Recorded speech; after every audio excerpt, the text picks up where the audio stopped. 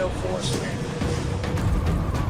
All back Coast Guard radio, what is your position over? 44 degrees, 14.68 north.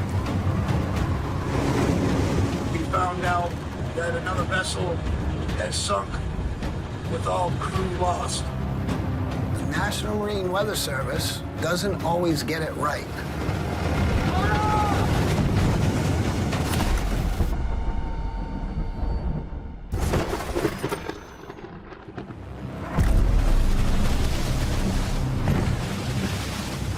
We're on our way out, trying to go fishing.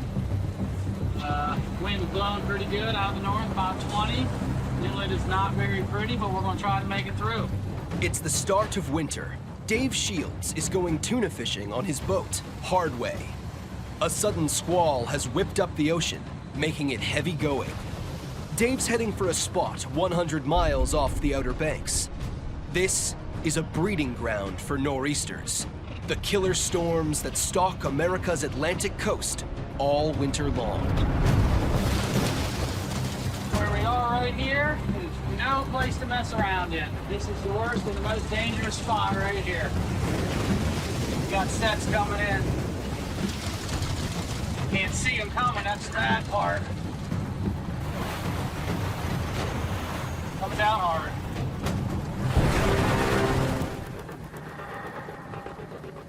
He is one of 1,000 people working at sea, given a camera by National Geographic to film in storms wherever they might strike.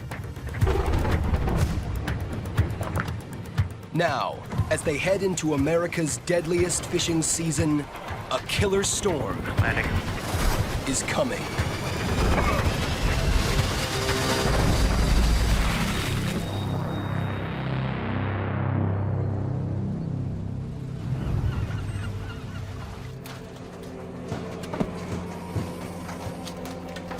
First one on the U-turn, 181.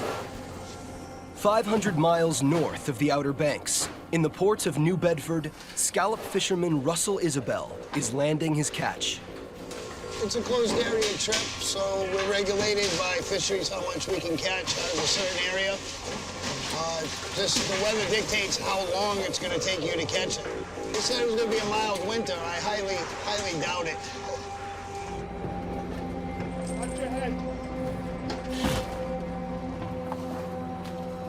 This is the most lucrative fishing port in America. Shellfish brought into New Bedford makes over $420 million a year. 92. But the rich rewards come with high risk. Boats fishing these waters face the constant threat of nor'easters. These cold water cousins of hurricanes form when warm air from the Gulf Stream collides with bitter winter winds from the north. Vast swirling air currents are stirred by the clash of temperatures. It's an unrelenting succession of storms that can sweep North America's east coast from North Carolina to Canada all winter long. In the giant waves, boats have been lost and never seen again. This was the fate of the fishing boat Andrea Gale. The Massachusetts longliner and its 6 crewmen vanished in a giant nor'easter that has gone down in legend as the perfect storm. For New England's fishing industry, the risks are part of the job. Our first Scallop went down in a storm off New Jersey, and the guys had to get rescued by a helicopter. And then our captain, previous to Russell, who was our partner on our boat, actually was lost at sea February, probably about, 4 years ago now? After landing its catch, Hear No Evil will head back to sea. It's now November, the worst month for sinkings. Further south, the next storm is already building, and this one will be a killer. The warrior's inherent. You know, we always pray for good weather. About 11:45 p.m. Ready to haul our gear. blowing about 20 out of the northeast. Off North Carolina's Outer Banks, Hardway is fishing through the rough weather.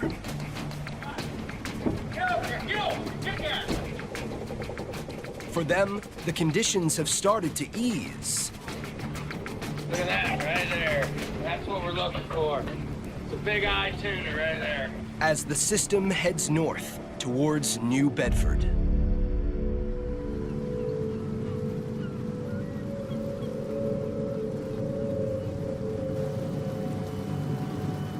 The storms we encounter during the winter, it's part of the job.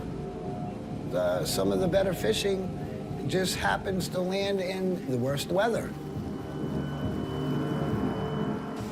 A gap in the weather is a cue for Russell and the Scallop fleet to head to sea.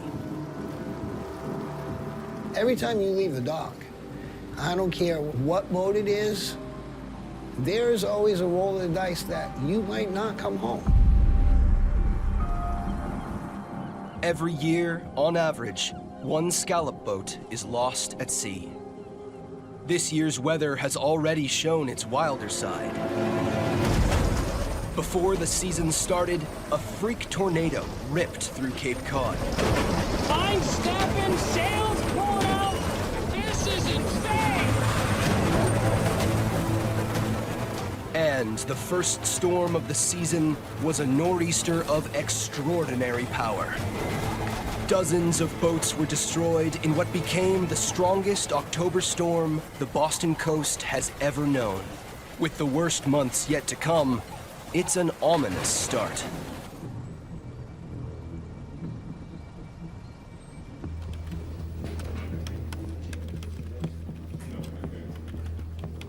We're monitoring the potential for a nor'easter off the coast of Boston. We're watching our latest computer model guidance, which shows a low pressure system developing off the coast. So we'll be monitoring that over the next few days to see what potential impacts it could bring to our area. The Outer Banks storm is now on the watch list for the National Weather Service Boston. As the new storm develops, the previous nor'easter has traveled 1,000 miles to the north. It's now causing problems for the fishermen of Newfoundland on Canada's east coast. Every time you get the forecast, it's changing, not overly dependable. Only fishing a small boat, so can't go in very much wind.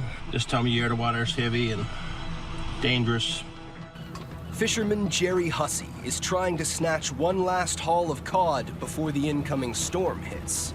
The weather's generally terrible here, as bad, I guess, as anywhere in the world, probably. And we're basically trying to sneak out between the storms.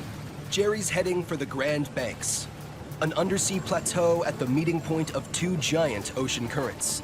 The fishing can be good, but this is one of the most dangerous places in the world to take a small boat. Gales will come through, you get a little window between. That's all you got to try to get a bit of fish. So here we are, within the next hour, we'll have to make a move, I expect. A lot of times the weather's sneaking up on you. The wind comes out of nowhere. And sometimes you make an error in judgment, you push it too far and you stay a bit longer than you should. I've lost many friends to the ocean, and it's quite possible I'll go myself. Along America's northeast coast, fishermen watch for brief spells between storms for a chance to go to sea.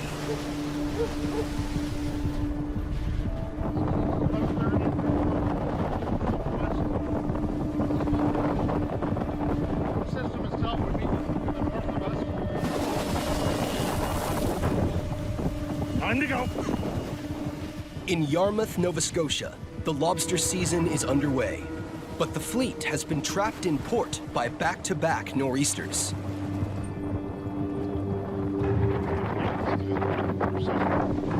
I think about another 18 hours.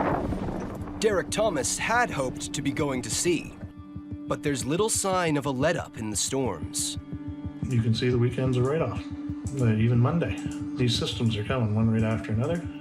Not good for fishing. The lobster season is short. Fishermen have a few months to make enough profit to last through the year. The pressure to go to sea, whatever the weather, is rising.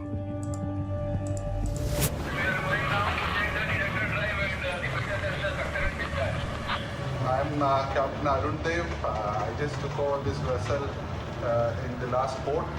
We are on the passage from Pembroke, UK to Boston. Oil tanker BW Raven left the UK 9 days ago, bound for Boston, USA. We are almost in the middle of the North Atlantic. As of now, if you see, this is like good weather, very calm. America's Atlantic coast has some of the busiest shipping lanes on Earth. Thousands of ships a day pass through the danger zone for winter cyclones. In winter, the regularity of the storms can make them impossible to avoid. As she approaches Newfoundland, BW Raven is heading into the path of the latest nor'easter. Definitely the wind is going to pick up. We have to wait and see how the weather will be.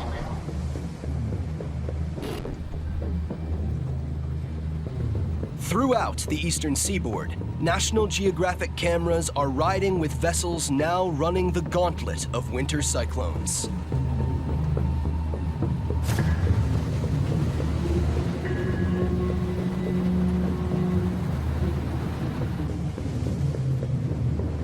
We check the containers, make sure everything not move at sea. Canadian cargo vessel OceanX Conegra has just departed Newfoundland, headed for Montreal, and it's carrying one of our cameras. All the containers are locked with this at the floor, plus the lashing bar. We don't take any chance for the storm.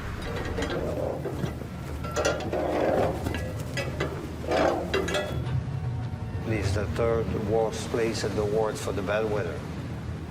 So there is a lot of bad storm transiting through the Grand Banks of Newfoundland. In the vast North Atlantic, the potential for high winds to generate gigantic waves is legendary. The largest wave ever recorded anywhere on Earth was detected by a buoy in the North Atlantic. Its height was 62 feet. In huge swells formed over thousands of miles of ocean, waves can combine to rise up as a towering wall of water. The average wave is 5.46, but I'm worried about the maximum one because 9 meters is pretty much a limit for this size of ship. Otherwise, I'm gonna get beat up. Nobody wants to be beat up. The life is too short, you know. Staying close to the coast, the Conegra uses the land as a barrier to offer some protection from the worst of the waves. But soon, they must turn into the open ocean. Right now, we're sheltered from the westerly wind because we only have a distance of about 3.2 miles from the shore. So when we reach over here, the wind's going to be the same, but the wave's going to be higher. So we'd need to follow the coast if it's very bad weather. The danger of giant waves is too great. The captain must act now to keep his ship safe. The next point to turn is going to be Cape Race. We are proceeding at slow speed right now. We wait for the sea condition to improve on the south coast. Right now, it's still 7 meters. We are having a bit of bad weather. The oil tanker BW Raven has continued on a direct route to the port of Boston, and it's taking her right into the latest nor'easter. Because of this bad weather, we have to be very careful. The storm's wind field spans 1,000 miles of ocean, generating waves of more than 20 feet. On the bridge, everything is secured. You see, this is our printer. Everything is screwed down. Nothing is loose. There is a bar. Always keep the bar on. Otherwise, all these books will come off. The captain must be alert to the swell's effect on the ship's stability. Sometimes the rolling is too much. It is synchronized with the waves, and that time the rolling is maximum. And then you can see a huge amount of spray coming on the deck. Waves striking the side of the vessel are causing it to roll from side to side.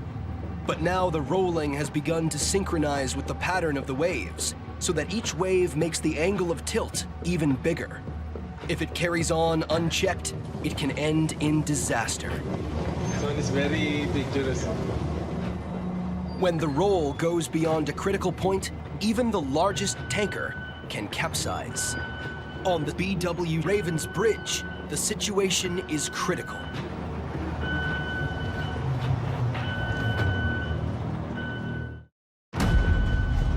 The oil tanker BW Raven is in a nor'easter off the USA's eastern seaboard. An increase in the roll of the ship has forced Captain Arendev to take urgent action. I altered 10 degrees to starboard. So I brought the waves from beam to the bow. The change of course alters the angle of the ship to the waves, so they strike from the front instead of the side. The hope is this will stop BW Raven rolling from side to side. Today is the worst day so far. The tanker must now punch through the waves head on, increasing the cost in fuel. You can see how the track is changed. We were supposed to go like this, but now we are going like this. I can already feel the vessel rolling is reduced now.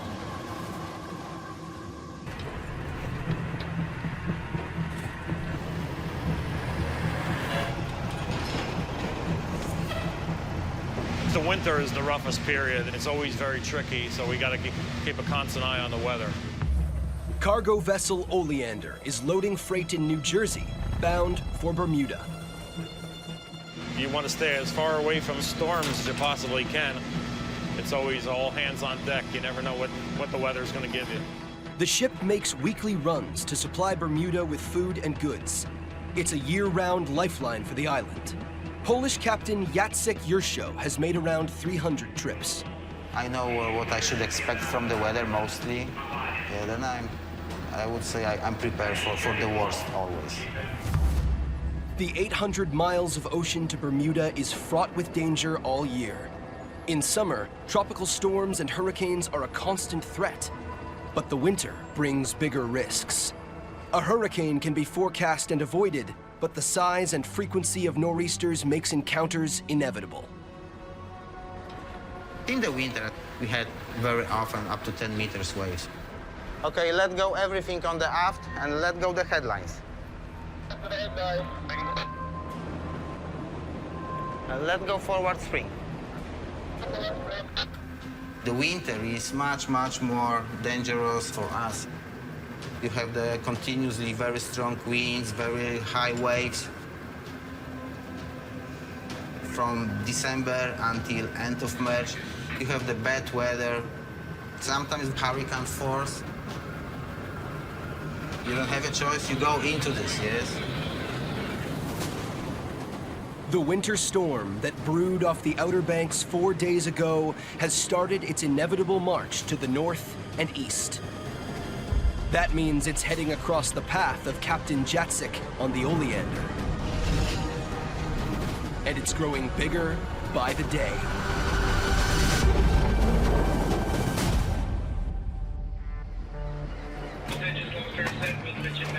Thanks very much. See you in a month or two. 4:15. For Canada's Navy, winter cyclones are a familiar adversary. Warships operating in these waters include a meteorologist on the crew, known as the Met Tech. He provides the ship's command with regular forecasts, 3 times a day. We do have that low-pressure system, which is super fast developing. That is the main weather concern, obviously, for the trip down. HMCS Ville de Quebec is on its way to the port of Norfolk, Virginia, to join the U.S. Navy on a multi-nation exercise. And Ville de Quebec's Met Tech has spotted trouble ahead. It will become quite a large system as it pushes towards the east coast of Canada. It is deepening super rapidly, a weather phenomenon called bombogenesis or explosive cyclogenesis. Low or deepening pressure is the source of a storm's power. This storm is rapidly intensifying and is directly in their path. At Oro Naval, we're proceeding west of Georges Island.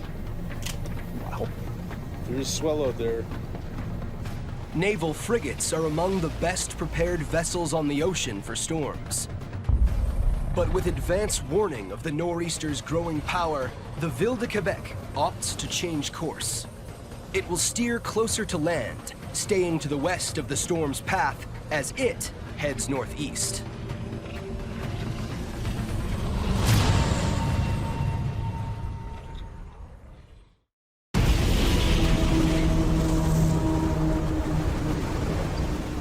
The pressure has dropped nearly 6 hectopascals in the past 3 hours, which is a very, very rapid drop due to the incoming storm system. I would say that would be close to the fastest drop in pressure I've seen out to sea in a 3-hour time frame. The Canadian warship Ville de Quebec has diverted to avoid a rapidly intensifying storm. Nor'easters can grow to 4 times the size of a hurricane with a wind field thousands of miles across.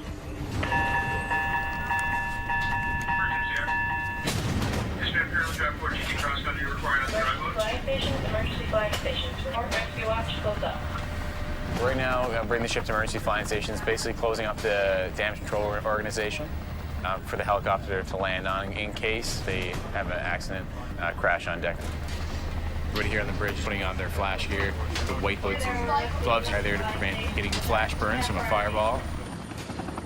The sudden change in conditions has made embarkation of a Canadian Air Force helicopter into a high-risk operation.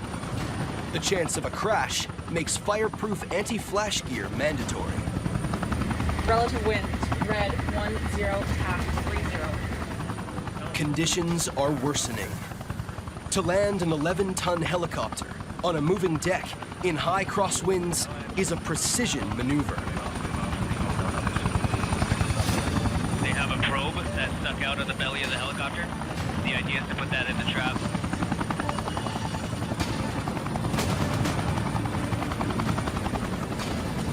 Power tension is on. Landing.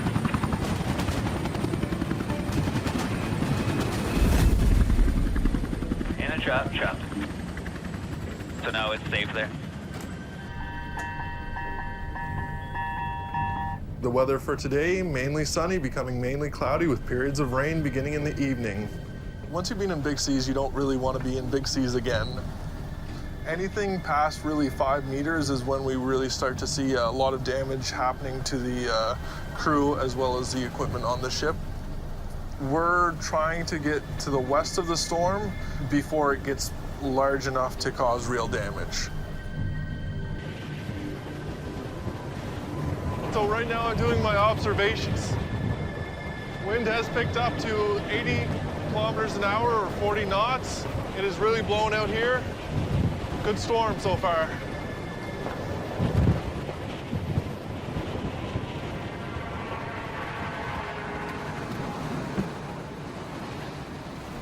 We are right now halfway to Bermuda, so approximately 300 miles more to go. As it moves steadily northeast, the Outer Banks storm is growing. And the Oleander is now in its path.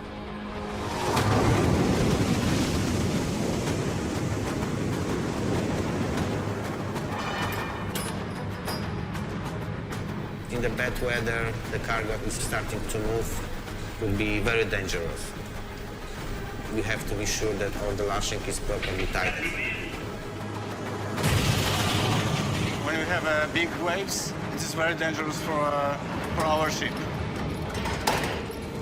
The motion of the ship in heavy seas puts severe pressure on the lashings that secure the containers. A shift in one container can cause an entire stack to become unstable.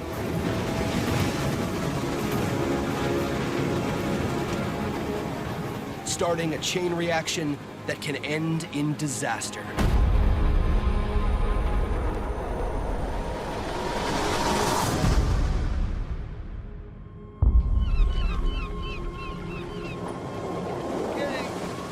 Well, we have a little break in the weather. I decided to come up to the crow's nest, give you guys a little view from the top of the world.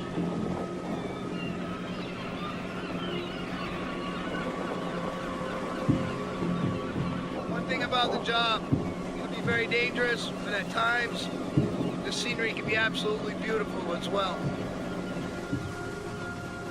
Scalloping vessel Hear No Evil has been at sea for 6 days. More than 10,000 pounds of scallops have been prepared for market. It's a good catch.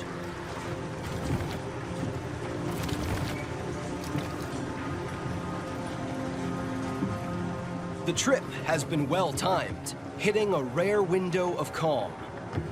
But the arrival of the Outer Banks storm is now inevitable.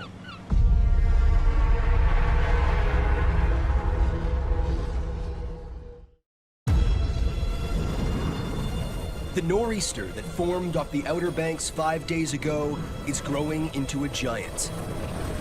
Its rapid intensification is being monitored by the National Weather Service in Boston.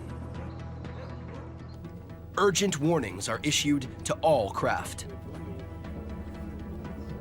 We're expecting right now 45-knot wind, so really dangerous conditions for anyone who's venturing out on the waters. Again, we're recommending that mariners remain in port until the storm passes. National Geographic has cameras aboard some of the vessels in the approaching storm's line of fire. Their next move is now critical.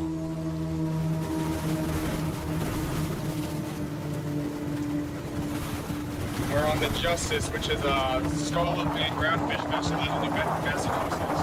Been doing this research since 2013. Among the crew is a team of scientists checking fish stocks, part of an ongoing study to inform future quotas for fishermen. Now,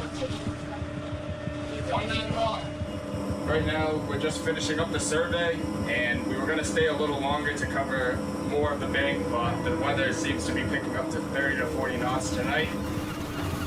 All along the coast, the weather is drawing in, and vessels are feeling its effects. As evening approaches, the scallopers face the prospect of a big storm hitting at night, in the dark.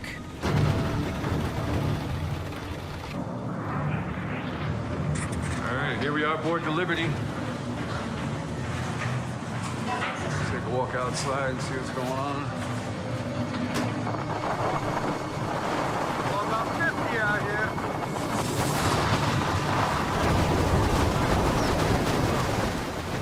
For fishermen, nor'easters summon the specter of a phenomenon they dread: rogue waves. Caused when waves combine to form into a single steep-sided giant, they come at ships from unpredictable directions. Only recently acknowledged by scientists, rogue waves are a likely cause of unexplained vanishings in storms.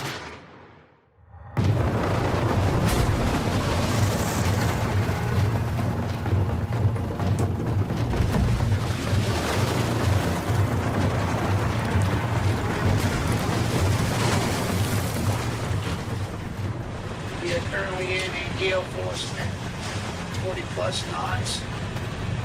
It's nighttime. Means almost zero visibility. The Outer Banks storm has arrived off the coast of New England. Much of the Scallop fleet has headed into port, but Captain Russell's Hear No Evil is one of a small number of boats to have stayed out at sea. They face a long night ahead. Tell this direction. The seas are actually going to strike the boat. You know which way they're coming, but you always have a chance of low waves. With waves in excess of 20 feet, Russell has stopped fishing. He's hauled up the boat's dredges, fearing that towing its heavy gear along the ocean floor makes them more vulnerable to being overwhelmed by a wave. The National Marine Weather Service doesn't always get it right. They were giving 30 to 45 knots was supposed to be the worst of it.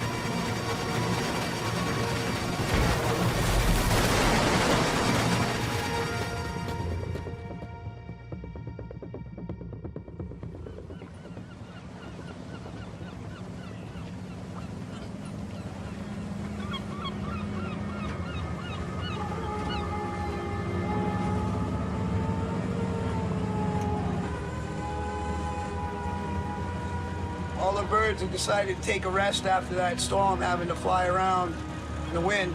They're pretty beat up and worn out. We don't bother them, they don't bother us. The storm has passed, but the morning has brought sobering news. Last night, we caught in a pretty bad storm. About 45 knot winds, consistent 20 to 22 foot seas. This morning, we found out that another vessel, the Leonardo, which left the same day as us, has sunk with all crew lost. This is, it's a sad day. Lose another boat, and they all had families, children. One of Hear No Evil's fellow scallopers, the Leonardo, has been lost in the storm. For the East Coast Fleet, it's their darkest fear, for a boat to vanish without a trace. This is the dock where that missing vessel, the Leonardo, took off from Thursday. Now the Coast Guard tells us they will continue searching for the 3 missing crew members until all leads are exhausted. Captain Russell won't discover the full truth until he returns to New Bedford at the end of his trip. See you. Bye. Love you. Love you too. Be careful. Always am. Join me as I make my way to my little car. In Yarmouth, Nova Scotia, lobsterman Derek Thomas is finally able to head to sea, taking with him one of our cameras. Good morning. How you doing this morning? Huh? Oh. Continual storms have put the new season on hold. Have a nice day. But today, fishing is being allowed to restart in hope of calmer seas. Departing the harbor. We have an narrow opening here, about 30 feet. Makes it interesting when you're coming in 40, 50 knot winds. This is a vital week in the lobster season. Start of the 3rd week. A lot of times we make half the money that we're going to make in a 6-month season. We make the first 3 weeks. Yarmouth has the largest lobster fleet in the country. We anticipate most of the fleet will be out today. There's 900 and some others. These areas. Among the boats competing to be in the best position when fishing can start is 4H. Its captain is Robert Harris. It's 3:30 in the morning. We're on the way out. We got 2 hours and 45 minutes to go. You can see floodlights in the back there. Quite a bit of the fleet's on the way out. The weather hasn't slowed out yet. It's still a bit rough. Lobster fishing operates a system known as a derby. With no individual quota, boats race to catch as many of the best lobsters as they can. Everybody wants to beat the weather or get the best part of the weather so they can stay out the longest to close as many traps as you can and try to get in before the worst of the storm.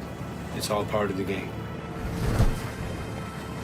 The winter season is opened when the mature lobsters leave their inshore spawning grounds. The longer it goes on, the harder they are to find. In the first 3 weeks, we're going to kill it. We're just going to go every day we can. After the first 3 weeks, the traps don't fish as quickly. You're going to take more risk because the reward's much higher. It's not like we're going to catch them later. When it's gone, it's gone. Each catch of live lobster must be landed in harbor within 24 hours. For the boats, it's an unrelenting schedule under constant threat that the weather will turn.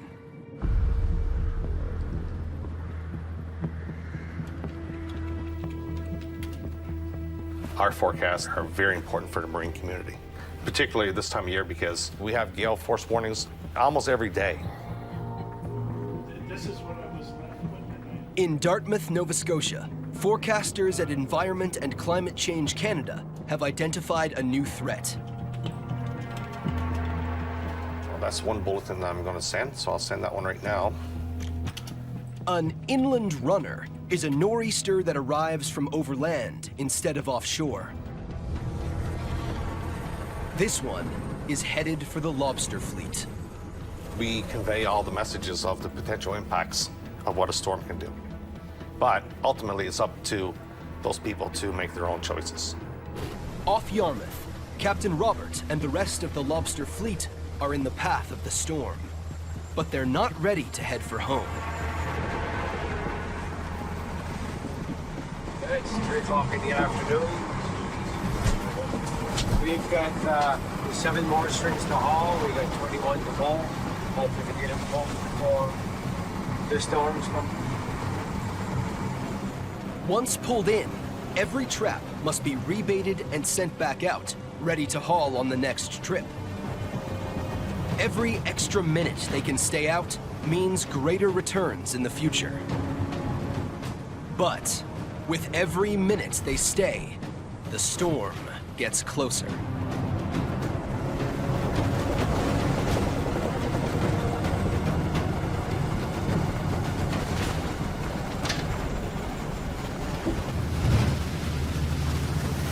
Robert Timmons here, captain aboard the Cobra. It's flat calm when we came out here this morning. Around 1 a.m. Wind is solid up to 20 knots here now. It's given up to around 45 later this afternoon. The entire fleet of up to 1,000 boats is now in the path of the storm. Fishermen have a death rate 23 times greater than any other profession. The small size of lobster boats makes them especially vulnerable in poor weather. Got some weather moving in now. A little bit ahead of schedule. Most weather agencies are moving in a few hours from now. Starting to pick up a little bit from the south.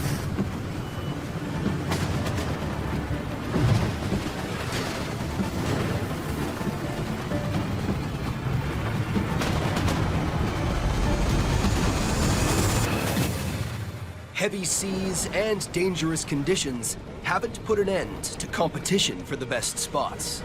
Lots of boats around us, a lot of people fishing. Working in fishery, it is dangerous because you know there's a lot of variables out there that will never change. It's an inherently dangerous job. It's not that you're just battling the elements, you're also battling fatigue and you're pushing a lot of limits. When you start fishing 30, 40 knot winds, it's the equivalent of being in a car accident all day. Another day in the office.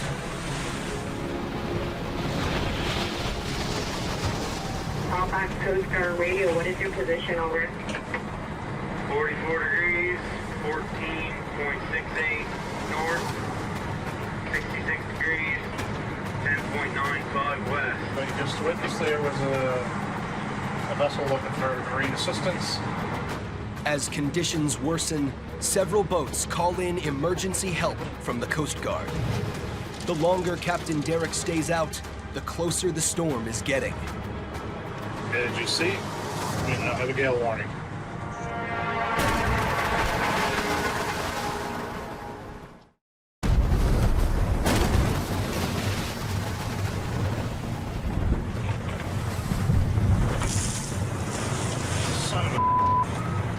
Lobster fisherman Derek has been at sea for 12 hours. When you're fishing around storms, you are fishing the limits. You're pushing that weather window as far as you can push it. So you're coming back right at the edge of what, is safe conditions. The storm is taking its toll on the Lobster fleet. Engine failure and a broken propeller are among the causes of stricken vessels needing to be towed back to safety. It seems to be quite a day for marine assistance. I think we've had 6 or 7 calls now. With his traps fishing well, Derek plans to stick it out, fishing into the night.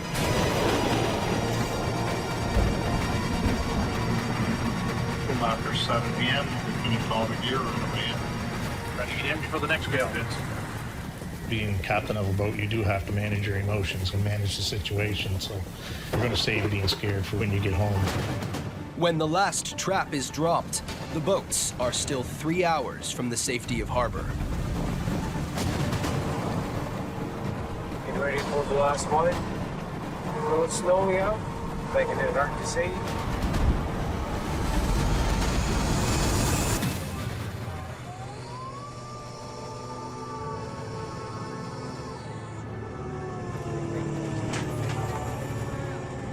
We're back. Everybody's ready to go home.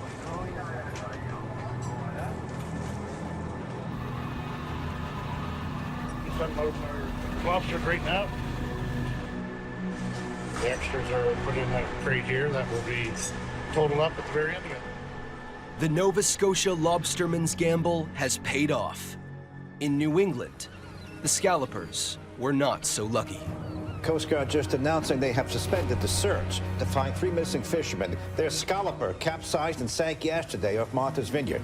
Deckhands at the New Bedford docks are familiar with the Leonardo and say this hits close to home. It's the name of the game, but it's tragic every time it happens. You know, every time we leave this dock, we know there's a chance we don't come home.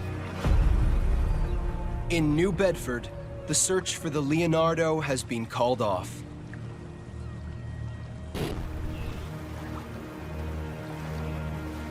Weather's been pretty brutal. I put a brand new flag on the back of the boat.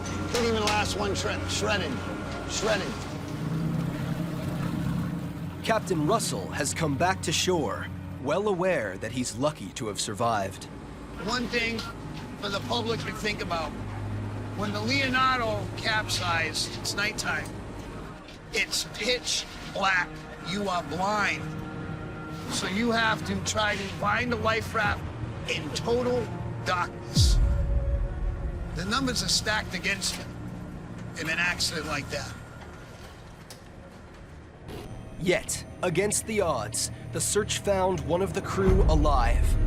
After over 2 hours in the icy water, one man survived to tell the Leonardo's story. He was in a life raft, and they were able to drop the rescue swimmer in the water and retrieve him. The initial information we got is that all hands were lost. We didn't find out till later. We got confirmation there was one survivor. He is probably going to go through the worst of it, even though he lived. The lone survivor reported that the Leonardo was flipped by a rogue wave.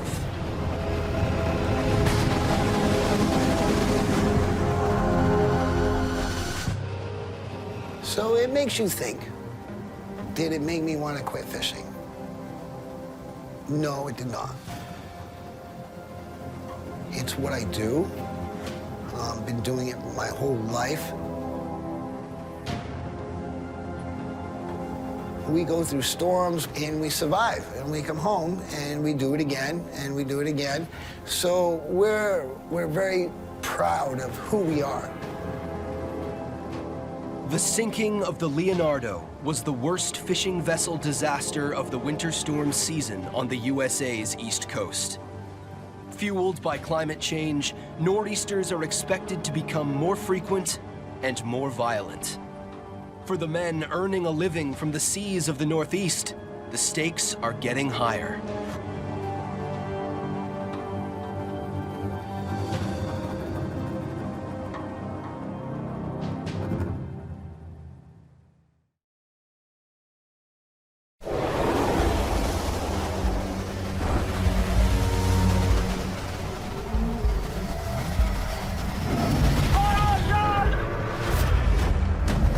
A major hurricane has shipping on the run. We got a squall coming, so we're about to have some fun.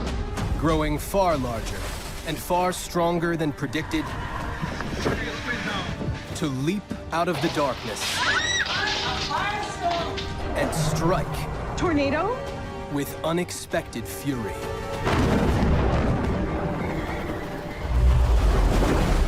As storms hit new extremes and defy prediction,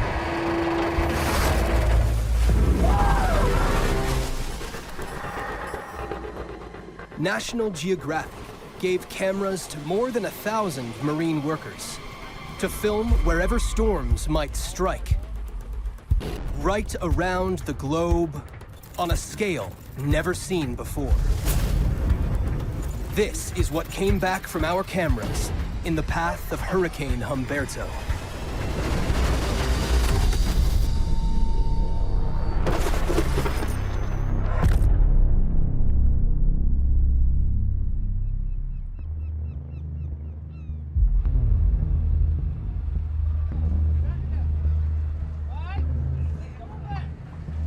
Hey, Mike, can you get any slack out of that road? You got 6 foot.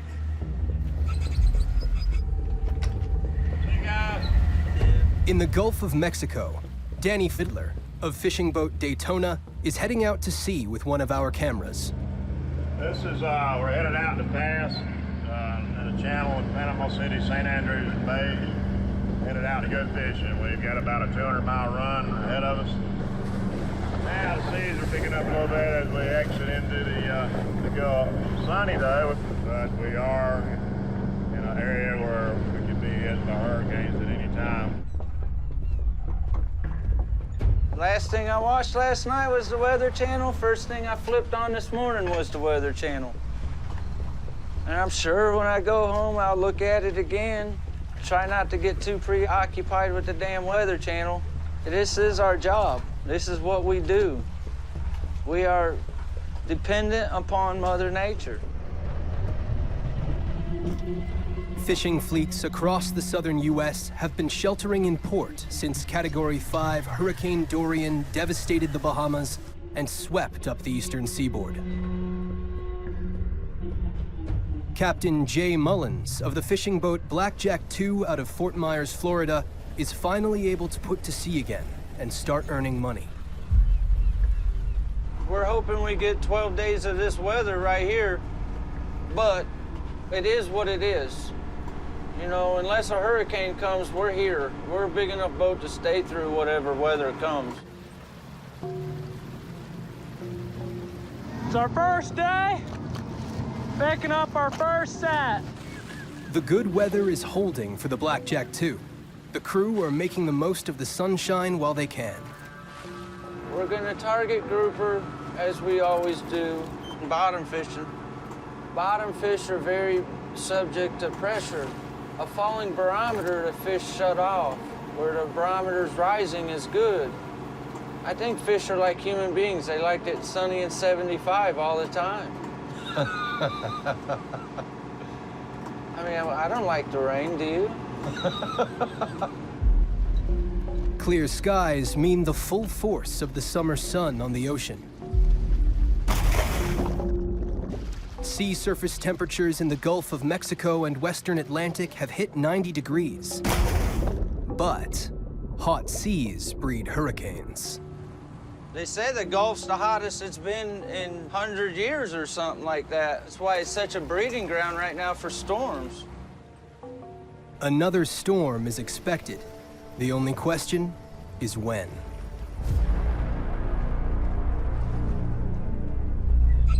Yeah, swordfish, nice one. Be careful with it.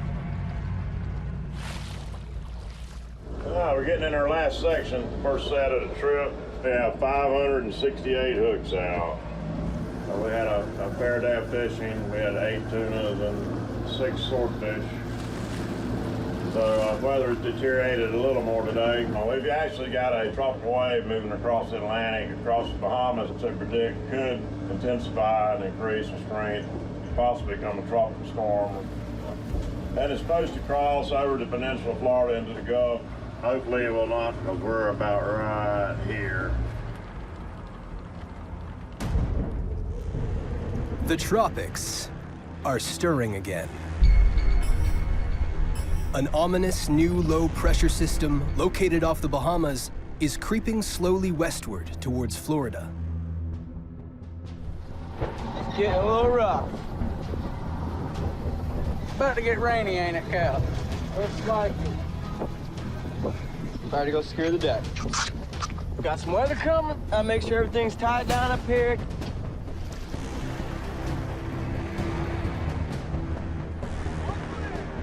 All eyes are now on this system, watching to see what it will do.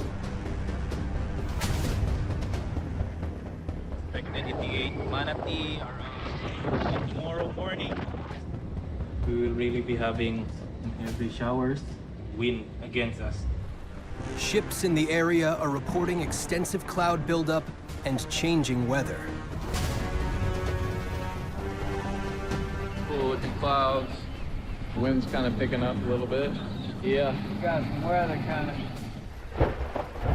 In the last 24 hours, the low pressure has intensified. At the National Hurricane Center in Miami, it's being closely watched.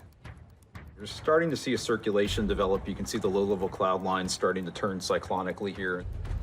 With these developing disturbances, we don't have as good a handle on the track because the center hasn't really formed yet. It can kind of jump around. This is the time to task an aircraft to go out and fly into the system.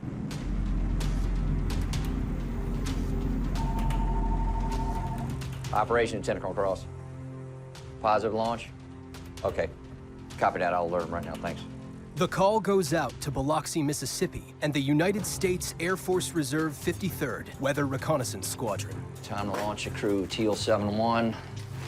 Also known as the Hurricane Hunters.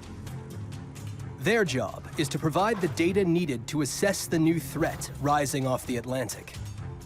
This is a tropical disturbance. They're not taking anything lightly down in that area right now. And so that's what our job is today, and investigate that area of low pressure to see if it's going to develop into something much stronger. Operations Director is Lieutenant Colonel Sean Cross. Flying the mission, one of his most experienced pilots. Hey, Dina, it's Cross. You're alerted. Lieutenant Colonel Dina Williams. You're good to go. All right, mission purpose, we're gonna go out and fly this. We're gonna be Teal 7-1 today. Weather, to you. Yes, ma'am. Right now, it's still moving at 290 at 7 knots. Strongest, weakest quadrants, lightning and turbulence. Just looking at satellite, looks like the northwestern quadrant will be the trickiest point. This is a low-level mission, flying just above the ocean's surface, allowing Teal 7-1 to see what satellites can't. We take that low-level area and break it up into 4 quadrants. We're gonna fly around in each one of those 4 quadrants at an altitude of about 500 feet to 1,000 feet above the surface.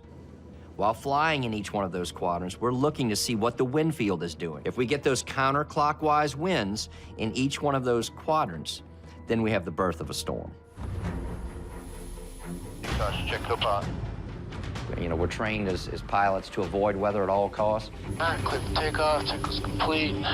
But here in the 53rd, we throw the rule book out the window and we fly right into what I call the most intense weather that Mother Nature has created. Power controls. Power controls. Take off into the channel. Gears up, flash it up. We're either going to reaffirm what they've already put out, or it could possibly change. It could possibly diminish. Hopefully for everybody out there, we're going to go out there and we don't find anything. And this system is going to completely fall apart and our job will be done. Low pressure building by the Bahamas. They don't know if it's going to go turn and go into the Gulf or turn and come up the east coast of Florida. They're not sure yet, but expecting tropical weather by the end of the weekend here. Ships all around the southern U.S. are already thinking about plans to avoid the storm. Shrimper Sea King has one of our cameras. A little bit of weather, 20, 30 mile an hour winds. It stirs the ocean up. Would be good for the shrimping. Boat is ready, crew is ready.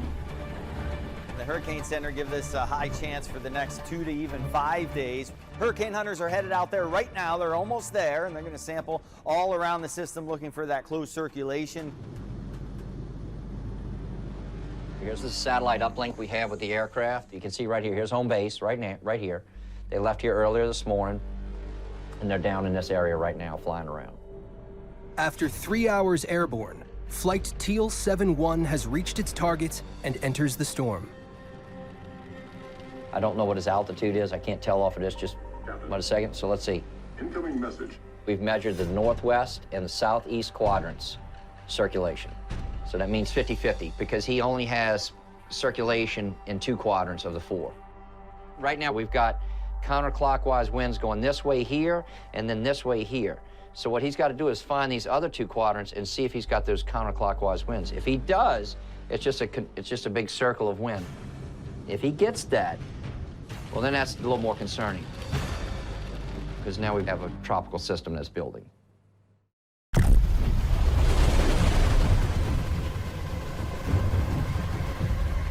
Ready to do nice haul, Michael? Oh, I'm ready, Bob.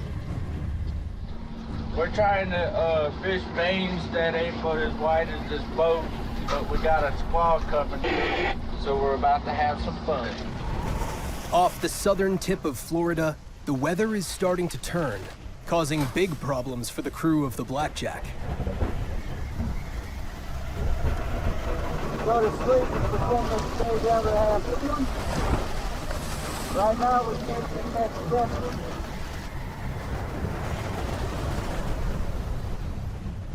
Thunderstorms are blowing up, suggesting the low-pressure system near the Bahamas may be building. We can't catch a fish right now. This is me frustrated because nothing is going right.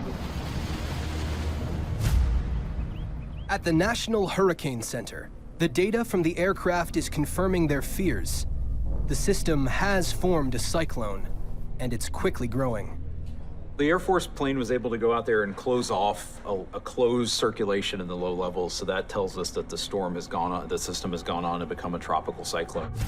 The sustained wind speed inside the system has now broken the 40-mile-per-hour threshold, making this officially a tropical storm. Let's go right over to Rob, who's tracking the impact on the Bahamas. He's also looking at what this storm could bring to the U.S. Rob, good morning to you. Good morning, Dan. The National Hurricane Center baptizing Tropical Depression number 9 to become Humberto with 40-mile-an-hour winds. Right now, centered about 70 miles east of Great Abaco Island. Newly named Humberto gives an early indication of its unpredictable nature. As a result of the new data, its projected path has now drastically changed. The storm has begun moving northward. The tropical storm force winds that you can see here are offshore of Florida, and now expecting a west-northwestward motion, approaching the coast of Florida as a tropical storm. The USA's eastern seaboard is one of the most storm-vulnerable coastlines in the world. Over 100 different hurricanes have impacted here in the last 50 years.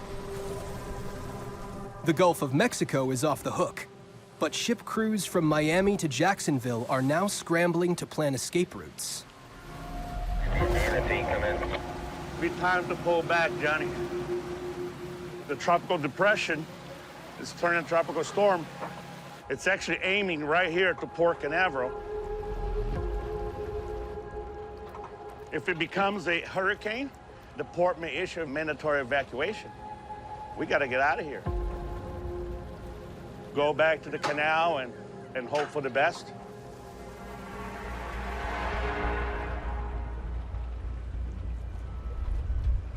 The vessel will depart today at 1700, and we will proceed to Bermuda. And we expect inbound bad weather, sorry, some drop.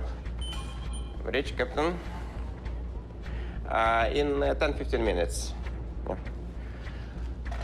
In the port of Fernandina Beach, Vladimir Korovin, captain of the container ship Summers Isles, is quickly replanning his next few days. We are constantly check the weather condition, we're receiving the weather reports.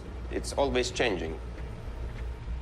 The 4,000-ton Summers Isles carries cargo on a back-and-forth route between Florida and the port of Hamilton in Bermuda. Humberto is bearing down on them fast. Captain Vlad needs to get out ahead of it. The vessel is prepared, the crew is prepared, so we're ready for the rough seas. This is our job.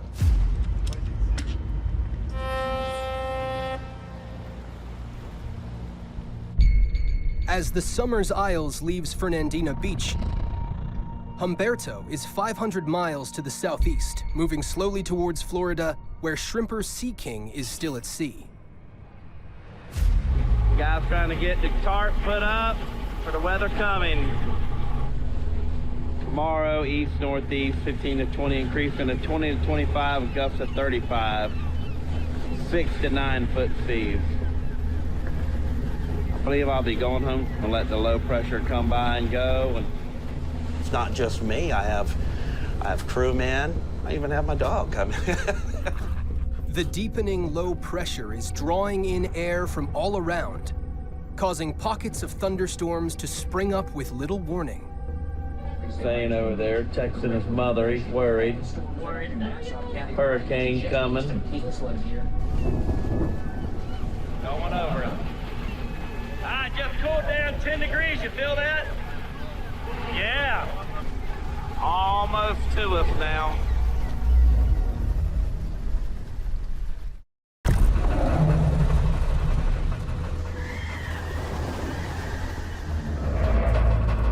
We departed yesterday evening from Fernandina Beach. We faced with some strong winds and waves against us. Somewhere behind us is Humberto.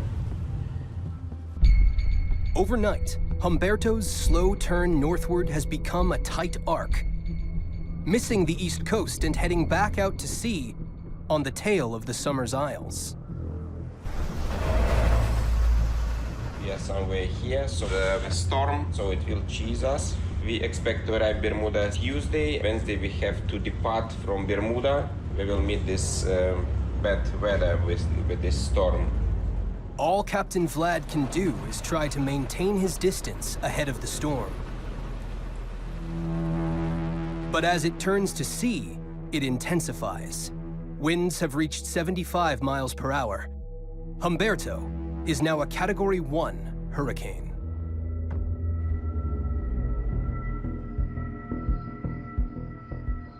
Okay, so where are we at here? What do we have?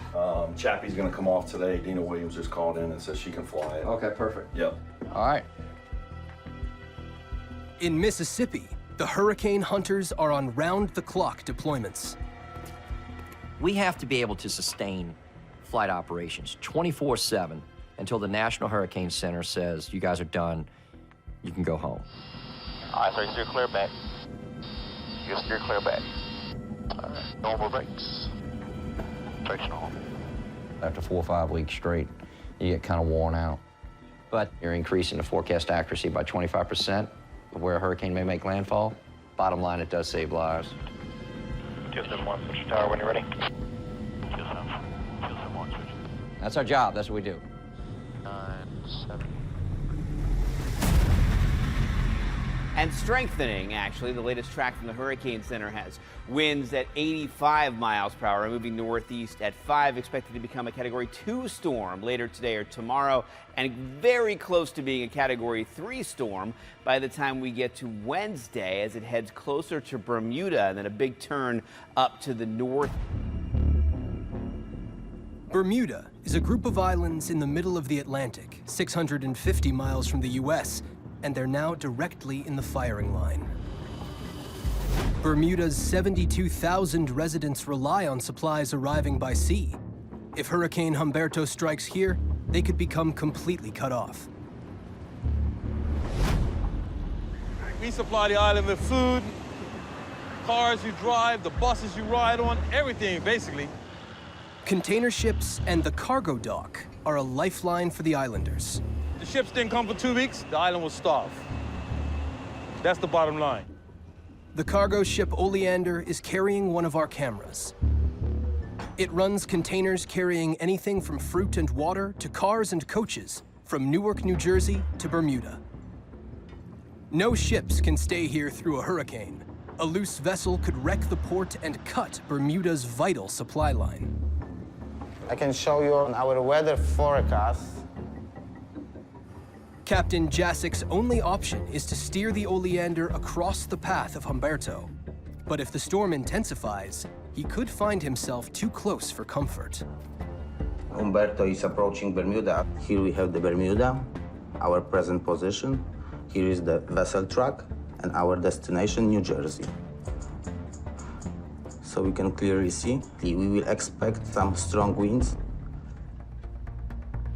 Loading of the Oleander is complete and the ship can depart.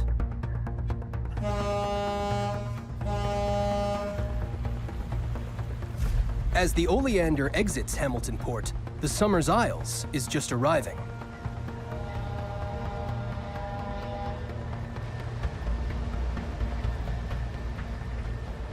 Captain speaking. We are approaching Hamilton, Bermuda. The Somers Isles will be the last ship allowed to enter the port before they start their shutdown procedures. All these trucks and stuff you see around here will be packed away. All the equipment that can fly has to be packed away or tied down. We don't have to worry about this crane moving anywhere, of course, because it's heavy. The pressure is now on the crew of the Somers Isles and the dock workers to get the ship turned around. These containers here are the Somers Isles containers. So we're gonna have to load all these back before the ship actually sails, because we don't want these containers on the dock. Cause a major problem. They're up high, and the last containers we have, the battle off we are. On the bridge of the Somers Isles, it's now Captain Vlad's turn to plan his escape route out of the path of Humberto. This is now a normal route from Bermuda to Florida, Fernandina Beach. Because of the hurricane, this Humberto coming in this direction. Alarm. This is alarm sounding. It's updated information about Humberto. Max wind 95 knots with the gust 115 knots. It means if we will sail tomorrow morning, it's too late for us already, and we cannot escape. So for us, the best possibility is to sail today.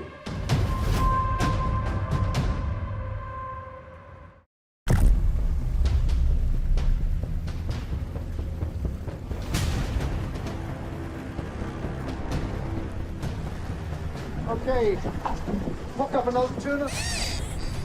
Roger DaCosta, a solo operating tuna fisherman, Seems to want to take a lot of line. is 20 miles off the coast of Bermuda. He is one of hundreds of fishermen carrying our cameras. Not bad. Throughout hurricane season, more than 1,000 men and women working in marine environments were filming for National Geographic in the world's stormiest seas to document tropical cyclones more closely than ever before. As Hurricane Humberto bears down on the islands of Bermuda, Roger is watching the skies, judging the right moment to head for home. Pretty choppy. Approaching the island again. Weather's turned pretty bad. I could see it on the phone. You can see it moving right in on us, and it's not looking good.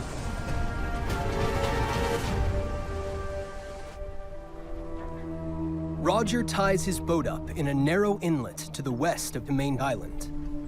When a hurricane threatens, the boats in this bay will double up their mooring ropes, giving them greater stability in the storm.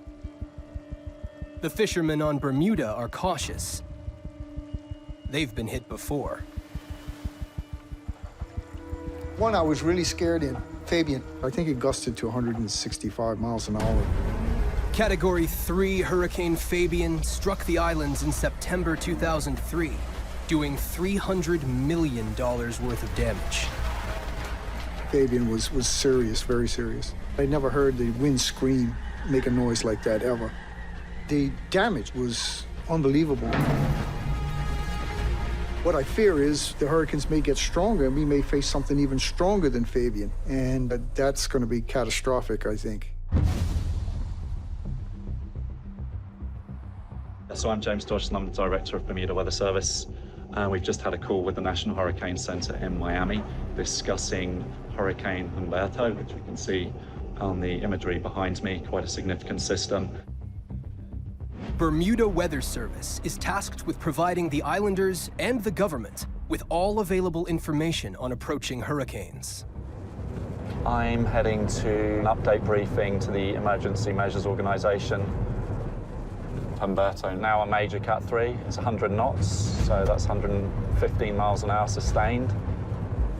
The wind's just beginning to pick up. You can actually see a few little white caps on the sea there to the left.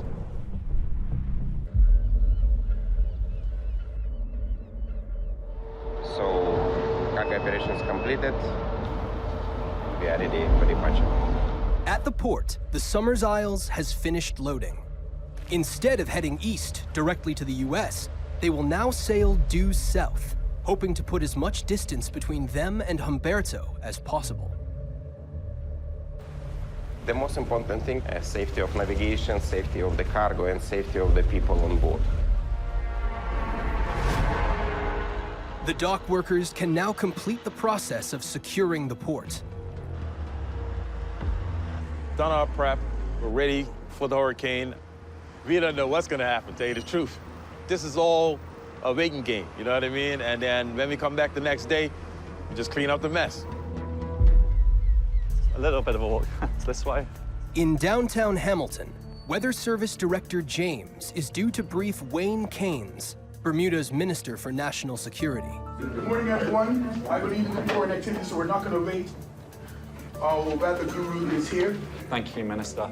So tropical storm force winds, 34 knots or more, arrive early this afternoon. Best estimates, west end of the islands around 1 this afternoon, continuing for a 12-hour period. So let's start with the beaches. Will the beaches remain closed as of 2 p.m. today based on the information we heard, sir? Yes. Okay, we'll go now to buses. We in Bermuda have been through these storms before. We never know the trajectory, we never know the speed. There's nothing that you can do to prevent it, so all we can do is be prepared. So this country is powering down by 7. Plans for shutting down the islands are set. You prepare for the worst, but pray for the best. Hurricane Humberto is now less than 100 miles from Bermuda. I must implore all Bermudians to take the storm seriously, stay off the road until the all clear is given, board up your homes, close your shutters. It is time for us to make our way home and start to prepare ourselves for Hurricane Humberto.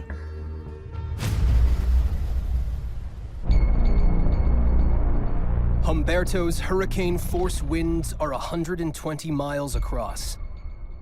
The Somers Isles, carrying one of our cameras, has headed south to avoid the storm, but they are encountering heavy seas.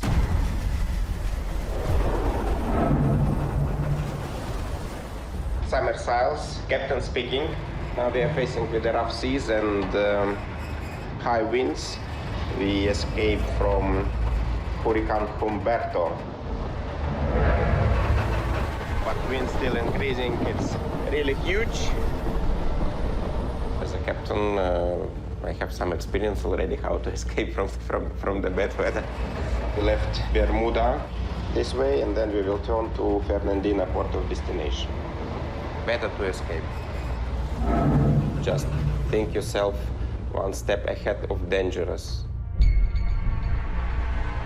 The cargo ship Oleander has taken the opposite escape route, to the north of the hurricane.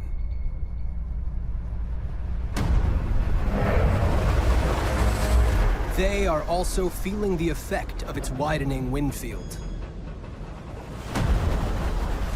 Hurricane Humberto is approaching Bermuda right now. We can see Hurricane Humberto and our position over here. Right now, wind is about 40, gusting to 50 knots. The Oleander and the Somers Isles are nearly 400 miles apart, but neither ship has escaped Humberto's reach. The hurricane is getting bigger.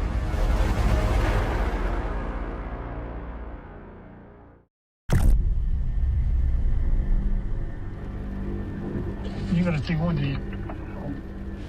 This is Chewie. Roger. Heading down to the boat now. And apparently there's an issue. Not an issue. The boat's full of moorings and it's close to our boat. Hurricane Humberto is now reaching Bermuda.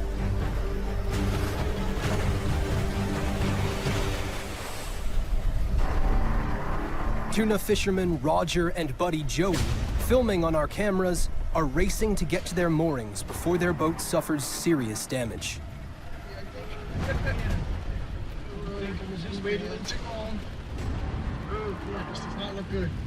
A boat has been ripped loose by the wind and is caught up in the web of ropes securing Roger's boat.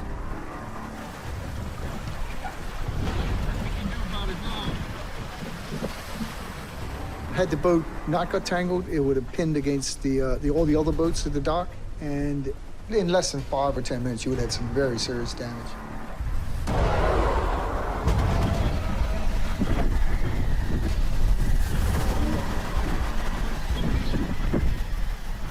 A strong gust of wind frees the loose vessel, but that leaves it drifting, uncontrolled on the wind again.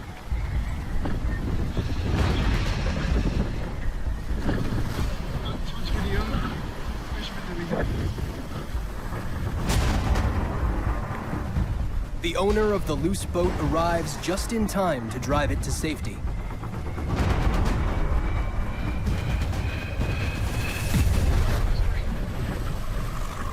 Roger will now stay on his boat to keep watch through the storm.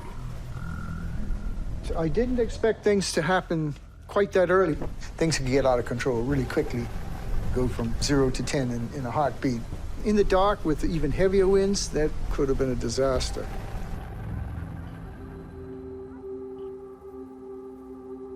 I've currently just gone through my shift change. The forecasters are about to go through their shift change, fresh and ready for the passage of Humberto.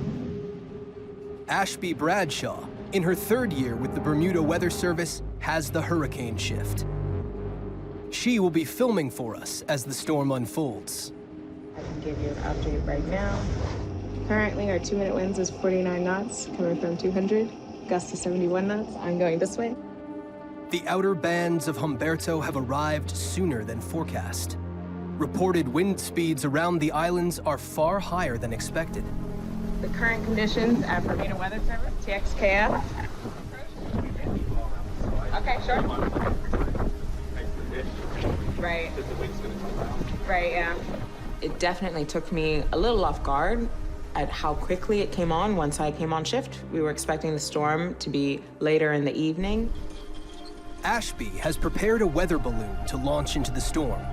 Equipped with a radio transmitter, it could provide the best live data to track Humberto. Currently have 50-knot winds, so it's debatable whether we will launch this balloon. Storm shutter has been shaking quite violently. There you go. When the wind comes round against the storm shutters, can make the launch quite dangerous. Powerful hurricane winds are now raking the islands.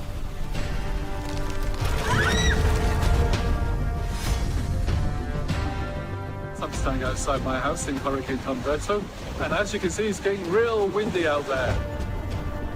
The wind speeds are exceeding all forecasts for this early in the storm. Our cameras are rolling to capture the worst of it. The gusts are getting higher. I think it's about 50 knots of wind here. Even in the relative shelter of Rogers Harbor, winds are hitting dangerous levels. Steady wind for me, 3.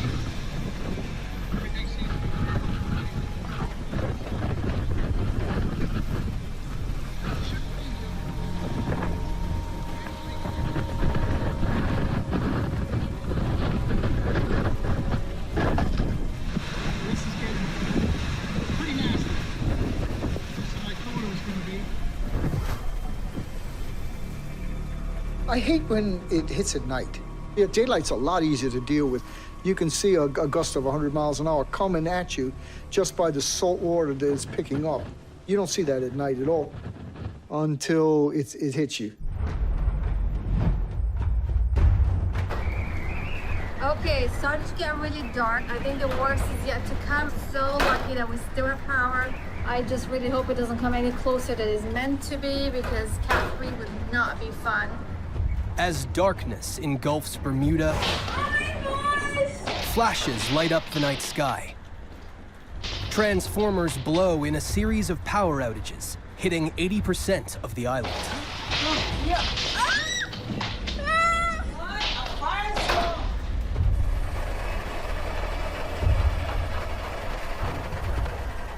Using the backup generator, Bermuda Weather Service must stick to its task of tracking the island's biggest storm of the season. Outside the building, there is complete darkness. and we're getting the first span of the eye wall passing over us now. You can see in the distance the satellite dish. It is taking quite a bit. The Crescents had 105. Gust. Yep. Yeah, based on what we heard here. Reports from around the island of gusts over 120 miles per hour reveal Humberto's unexpected power. A balloon launch now could help the team understand why the hurricane is hitting so much harder than expected. Here we go. We're about to attempt to do a balloon launch in 16 in.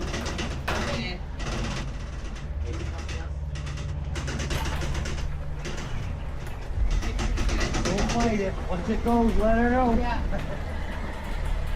I was very skeptical whether it was safe to launch the weather balloon, and we settled that it was important to get the most accurate data out to the public. You got it. You got it.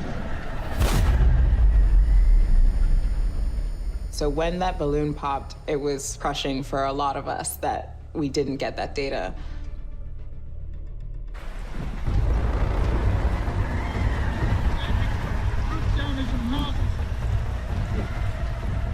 It started to gust up over 100.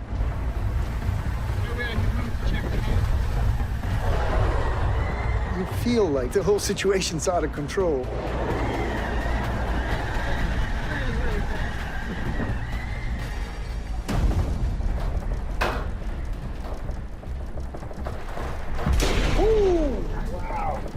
Our window shaking.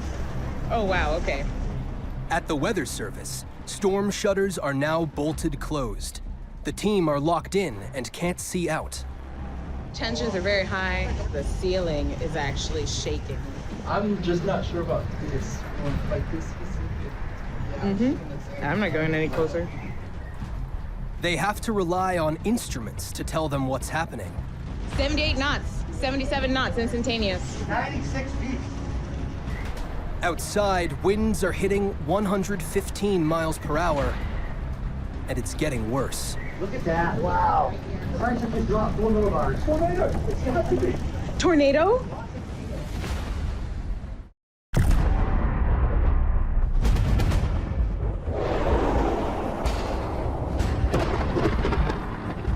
All across Bermuda, Hurricane Humberto is causing havoc as cables are downed and boats are ripped from their moorings. Oh my gosh. No, please stop. This is right in front of our house. Our neighbor's cable is flickering. Oh, there. Oh my God. At the port, one of the 2-ton containers has been lifted off the dockside and is seen drifting across the harbor.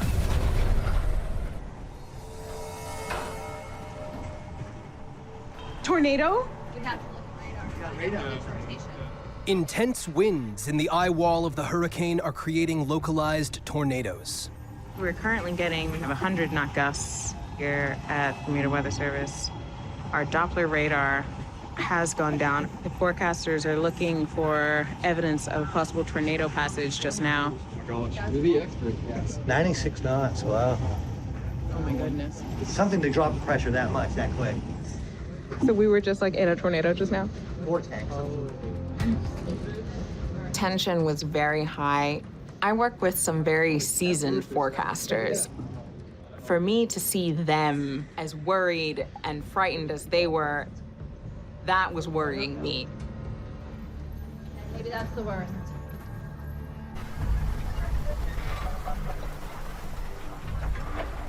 Okay, we're getting ready to try to check the houses.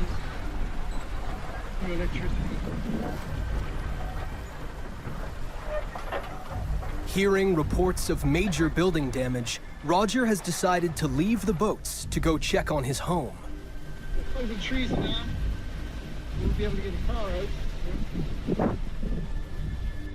You're very worried. Oh, we have an issue. Kind of inch your way through, All right, just clearing the road. anticipating that something's gone wrong. Storage is going down. Yeah. Once you know there's no damage, it's a relief like you can't believe. The hurricane-force winds are finally starting to die down. Roger's home has escaped serious damage, but the Bermuda Weather Service has been hit hard. I opened the door and I was like, where did the deck go? The deck is gone. Our ghost satellite that I showed you earlier is on the ground, which would explain why our satellite beam stopped working. And oh gosh, that's why our AC is not working.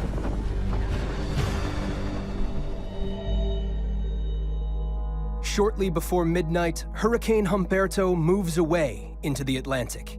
Its 8-hour offensive on Bermuda is ending. As the sun rises, across the island, residents can begin to assess the damage. Good morning from Bermuda. Just stepping out. We just lost a bit of ceiling on our porch roof. The roof seems to be okay. Oh, I see my neighbor's walls. At the docks, the team is on clear-up already, eager to reopen to shipping as soon as possible. The container that was lifted clean off the dock during the night has drifted to the far end of the harbor. It blew right off this point right here, in the water, and went straight down. And remember, this was blowing in the wind, so it was moving pretty fast.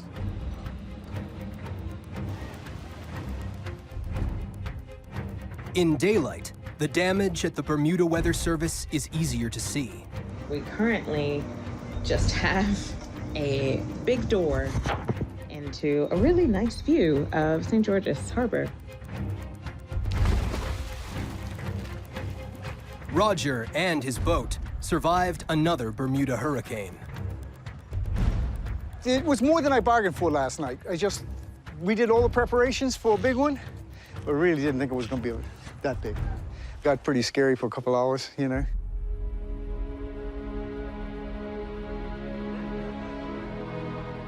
The worst of it is behind us. We have made it through Hurricane Humberto. The country is getting back on its feet, and the good news is there was no loss of life. From one of my favorite poems, Invictus is, "Our head is bloodied, but it is unbowed." Thank you, Bermuda. Humberto produced hurricane-force winds and gales for 2 more days before it dissipated 600 miles south of Newfoundland.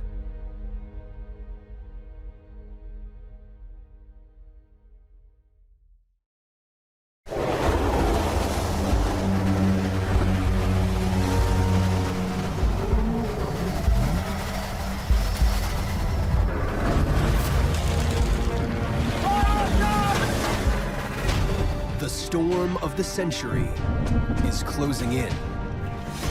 It's happening.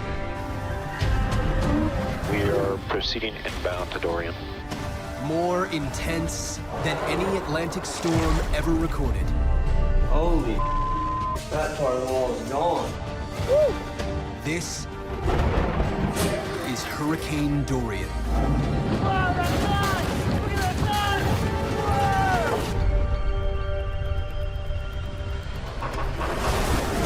As storms hit new extremes and defy prediction, National Geographic gave cameras to more than 1,000 marine workers to film wherever storms might strike, right around the globe, on a scale never seen before.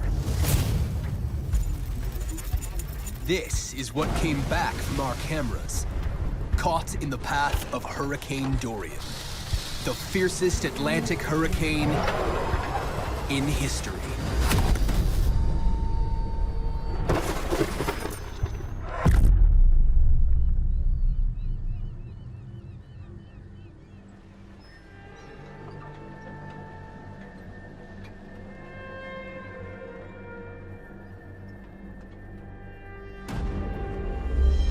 Just your standard VHF radio. And this is the marine forecast. This is the main thing we listen to when we're out. It's deep into hurricane season. Ron Yao is starting out on a regular 10-day trip on his shrimp boat, Sea King, taking with him one of our cameras. We are shrimping offshore of St. Augustine Beach. And this is what it's looking like outside right now, which isn't so bad. Out in the Atlantic, a buildup of storm clouds, watched by weather satellites, has begun to grow. As its winds hit 40 miles per hour, it's classed as a tropical storm and is given a name. Dorian. We're just gonna keep an eye on it, hope for the best. And that's what we're doing. We're not waiting, we gotta go fishing. Boat's ready, we're fueled up, everything's green light for go. Sea King is one of hundreds of vessels now off Florida's Atlantic coast that have taken our cameras to sea as they keep watch on the new storm. You see, that's the tropical storm Dorian. You can see that the wind has changed. One of them is container ship Summers Isles. It's predicted to be coming quite bad in the coming days.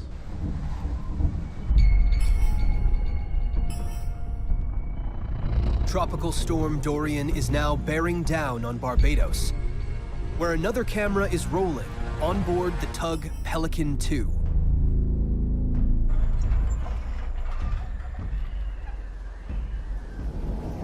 Alright, the weather is deteriorating already. Sea's a bit more choppy than usual. Instead of coming from an easterly direction, which is from that direction, the wind is now coming from southeasterly direction. Welcome to sunny Barbados. For a tropical storm to develop into a hurricane, a warm ocean is vital. When temperatures top 79 degrees, conditions are ripe. By late summer, the sun's effect is at its peak. And this year, from Florida to the Caribbean, the sea temperature is hitting a record high. The water's 83, and I'm sure by the Bahamas, it's in the mid to upper 80s. There's plenty of, warm water. That's what sets it off, and that's the gasoline for a storm. As Dorian draws energy from the superheated ocean, its threat level is rising. We just wish that it don't come here. 2 years ago, when we got Hurricane Irma, we lost about half of our lobster gear. And now with Dorian coming as big as it is, we'd probably lose 100% if we had a direct hit. All right, South Florida, we are tracking what is now Hurricane Dorian. Hitting full hurricane strength with 75-mile-per-hour winds, Dorian crashes into the U.S. Virgin Islands. Within hours, wind speeds hit a new high of 85 miles per hour. Dorian is growing stronger and bearing down on Florida at 300 miles a day. All right, we're the only game in town today. So we're the Reco mission, heading out to Hurricane Dorian. In Florida, Flight NOAA 42 is moments from takeoff. Planeside, I'm ready. This is America's primary asset in forecasting how a storm will behave. The P-3 Hurricane Hunter, an airborne weather station that flies right into the storm. Taking with it one of our cameras. We march into the storm and we directly measure things that can't be measured any other way. 042 on departure, turn left heading 180, runway 27, clear for takeoff.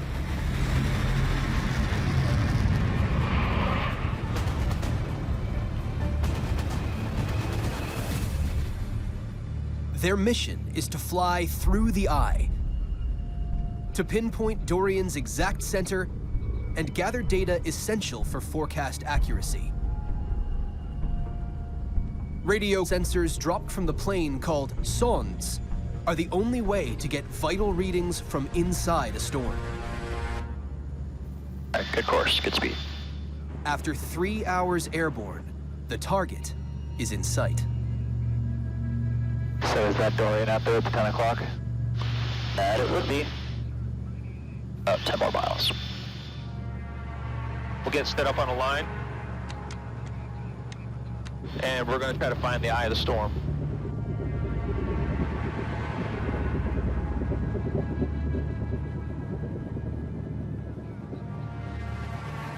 Inside 30 seconds. Roger, 30. Seaboard light's coming on.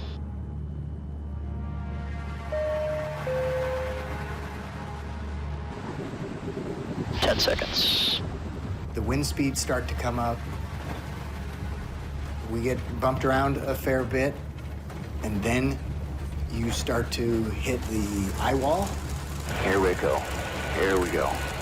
Which is essentially this wall of precipitation. The eye wall is where a hurricane's winds are at their most powerful. One of the motors is right out my window, and the rain is so intense that I can't see the motor, and it's not a meter out my window. It's phenomenal. The rain impacts the propeller with so much force it pits the metal.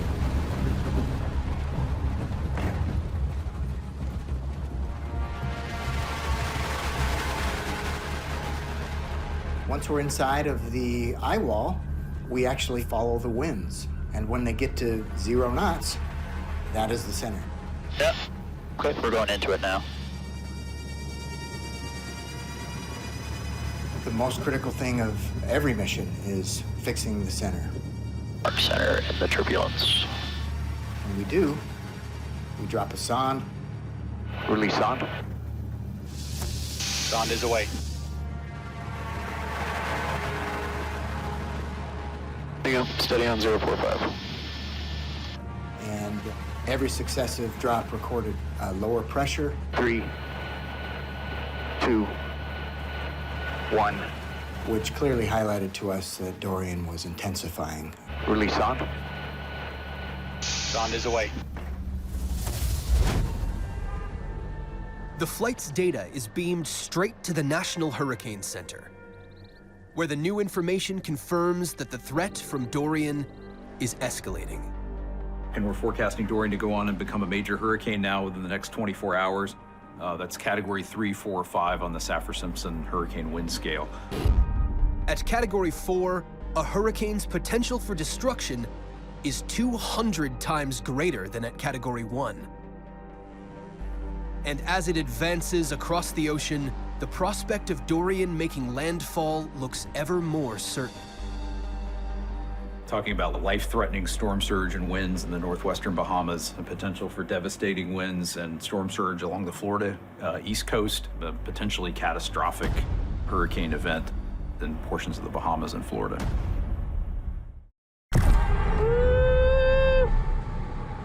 All right, let me put this on video. Off Florida's east coast, fishermen are on guard for any change in the weather. They're among hundreds of marine workers using our cameras to capture tropical storms whenever and wherever they appear. We got Hurricane Dorian coming this way, be here Saturday night. In the Atlantic, the biggest storm for decades is building fast. Rapid intensification sees Dorian leap in less than 24 hours from a Category 2 hurricane to Category 4. Directly in its path, the island of Great Abaco in the northwest Bahamas. And beyond that, Florida and the port of Miami, the busiest cruise ship terminal in the world and a vital hub for freight. Okay. Good morning, everyone. This is Captain Berdian. Thanks for joining us here on the phone. Responsibility for the port's safety rests with the U.S. Coast Guard under Sector Miami's commander, Captain Joanne Berdian. Just took a look at the 1100 update for Hurricane Dorian, and it looks like anticipating the first arrival of storm force winds sometime overnight Saturday, late Saturday, early Sunday morning. A hurricane strike on a port can be catastrophic, doing damage valued at billions of dollars. The ultimate precaution is to evacuate the port and shut it down. We talk a lot about port closure, but it's a balancing act to preserve the safety of the men and women who live and work here with efficient maritime commerce. One day's closure has an impact on Florida's economy of over $100 million. My position here as the captain of the port and as the sector commander is that safety is paramount. Captain of the port has ordered port condition X-ray be set at noon today. All ocean-going commercial vessels greater than 500 gross tons must prepare to depart the ports and anchorages. Port condition X-ray is the trigger. All right, thank you. Let's roll. For evacuation. All right, guys. Let's go to sea. Leading to complete closure of the port. All ships will head to sea to escape the storm while there's still time.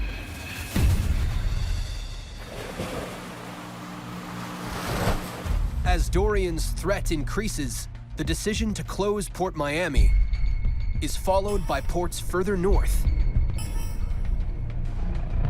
In Port Canaveral, all boats are ordered to leave. All right.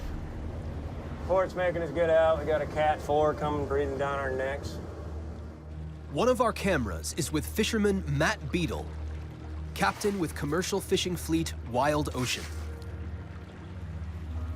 I mean, the Wild Ocean fleet, Cindy Sue, Miss Lynn, myself, going into what they call the barge canal. They used to use it to haul coal and everything to the power plant up in Titusville. Now and try and get tied up and hunker down. While large ships must head out to sea, smaller boats can seek shelter inland. But some can be reluctant to quit while they could still be fishing. We've got other boats in the port that are supposed to be going with us, and they play the game of, oh, we're not going yet. And if they can't get out of the port fines them $30,000 a day. Plus, if you leave your boat up here, if it breaks loose and does any damage to anything or any other boats, you are responsible and you are gonna pay out your butt. Herb, I guess I'll just go in front of you. The Wild Ocean fleet will meet to tie up at a mooring they've used in previous storms. This is the most boats I've seen up here ever for a storm. I ain't ever seen boats up here like this before. All these people that got their boats on the south side, that is the worst place you want to be on. The problem with it is, it's going to be north and east winds. It's going to be at the back of their boats, not at the bow of the boats. It's going to spin those sumbitches around and put more stress on their lines than anything. John, I'm going to pass you on your port side and turn around and put my nose into the wind. On the North Shore, the boats are lashed together. Throw 'em that.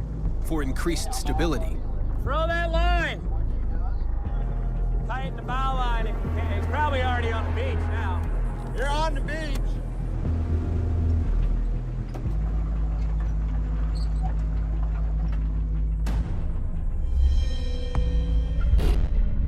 Category 4 Hurricane Dorian is now entering an ominous new phase. Seen from space, it's like a monster waking as Dorian opens its eye. A circular clearing at its center is a sign of a well-established storm with the strength to go on growing. In the next 24 hours, Hurricane Dorian will make history in a way no one could have anticipated. September 1st, 2019. Prepping for the hurricane. Highest ground and hottest is inside of a truck. Top of the morning. It's put like 6:56. Ain't nothing happening now. It's just that wind, some rain. Nothing too crazy yet. Shrimp is really good right now. Shrimp are very plentiful. Shame the storm's coming on our part. 8 a.m. Dorian is flexing its muscles. Winds have been bumped up to 160 miles per hour. Hurricane hunters flew through there and found some stronger winds, some lower pressure as well, so they upgraded it.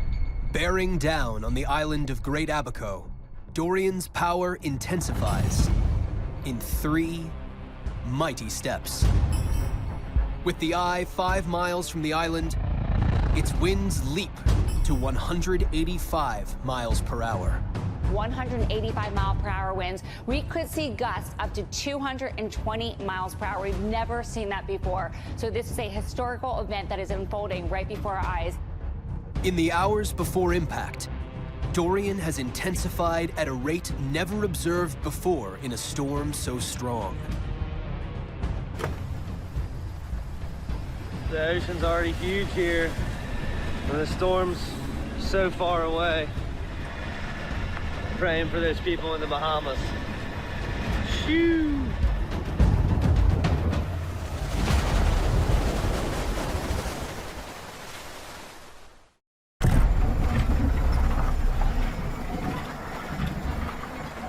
Okay, time is now 11:52. Like the winds has picked up, like a lot. And it's starting to scare me now. Just before noon, Sunday, September 1st, Dorian slams into the island of Great Abaco to become the most powerful hurricane ever to hit the Bahamas.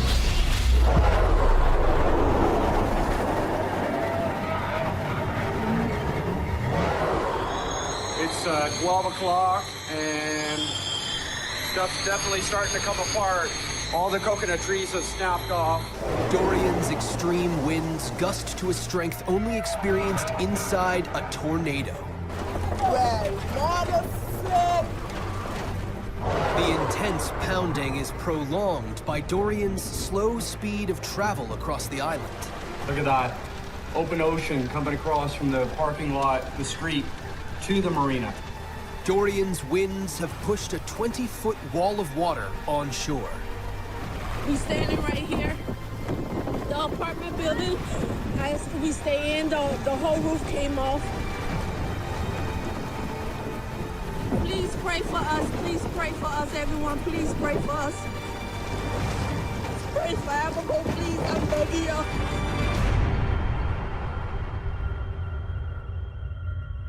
By mid-afternoon, the eye is here. Dorian's eye is now over the town of Marsh Harbor. Woo! Abaco. An opening in the clouds 17 miles wide. But Dorian's assault on the northwest Bahamas is just getting started.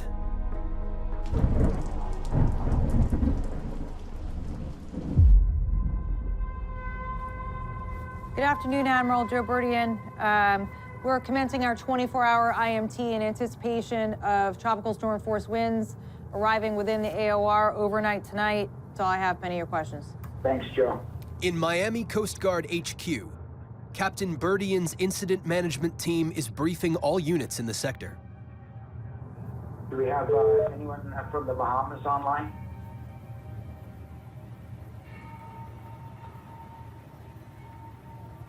Okay.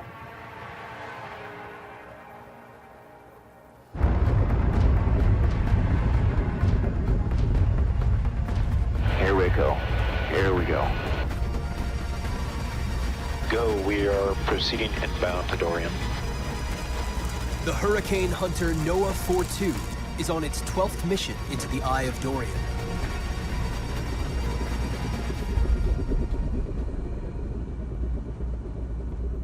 Dorian, you've changed.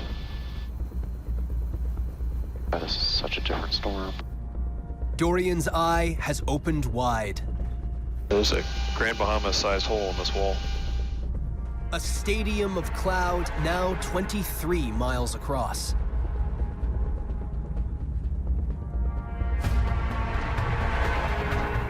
It's ugly. 3, 2, 1. Release midpoints on. Science equipment is go.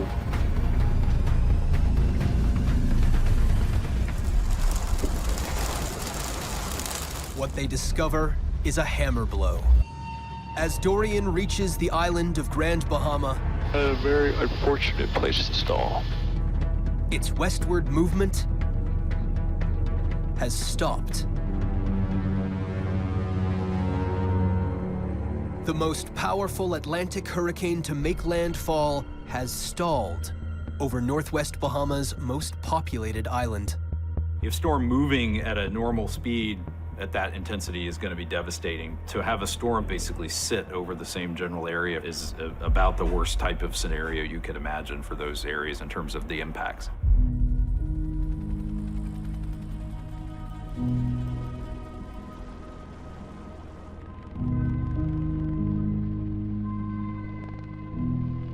This is what's left of the resort.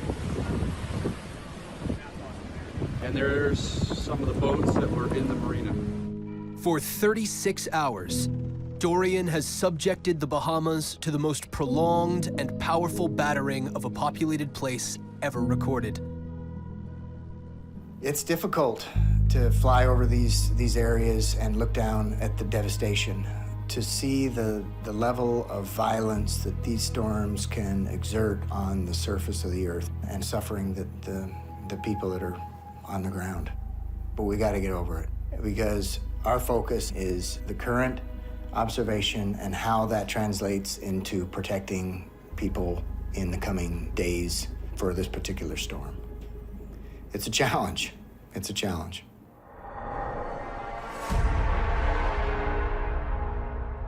At this point in time, we're forecasting Dorian to move north-northwestward, moving just offshore of the Florida East Coast all the way up to North Carolina. So the impacts are going to be over a very large area now.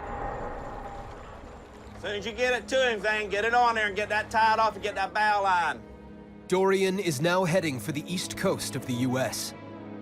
In Mayport, Sea King's Captain Ron is alive to the growing danger. Well, with the storm coming, the wind's going to be out hard at the north and northeast. I'm wanting to get my bow headed up into it. Storms are very unpredictable. I'm not endangering anyone for money. It's not worth it to me. It's just crazy out here, man. It's scary a little bit.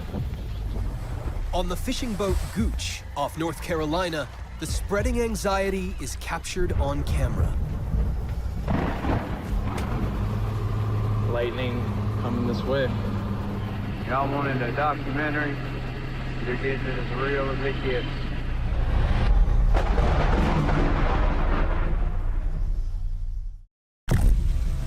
It's do or die now. We're cleaning all of our product and freezing it so we don't lose it.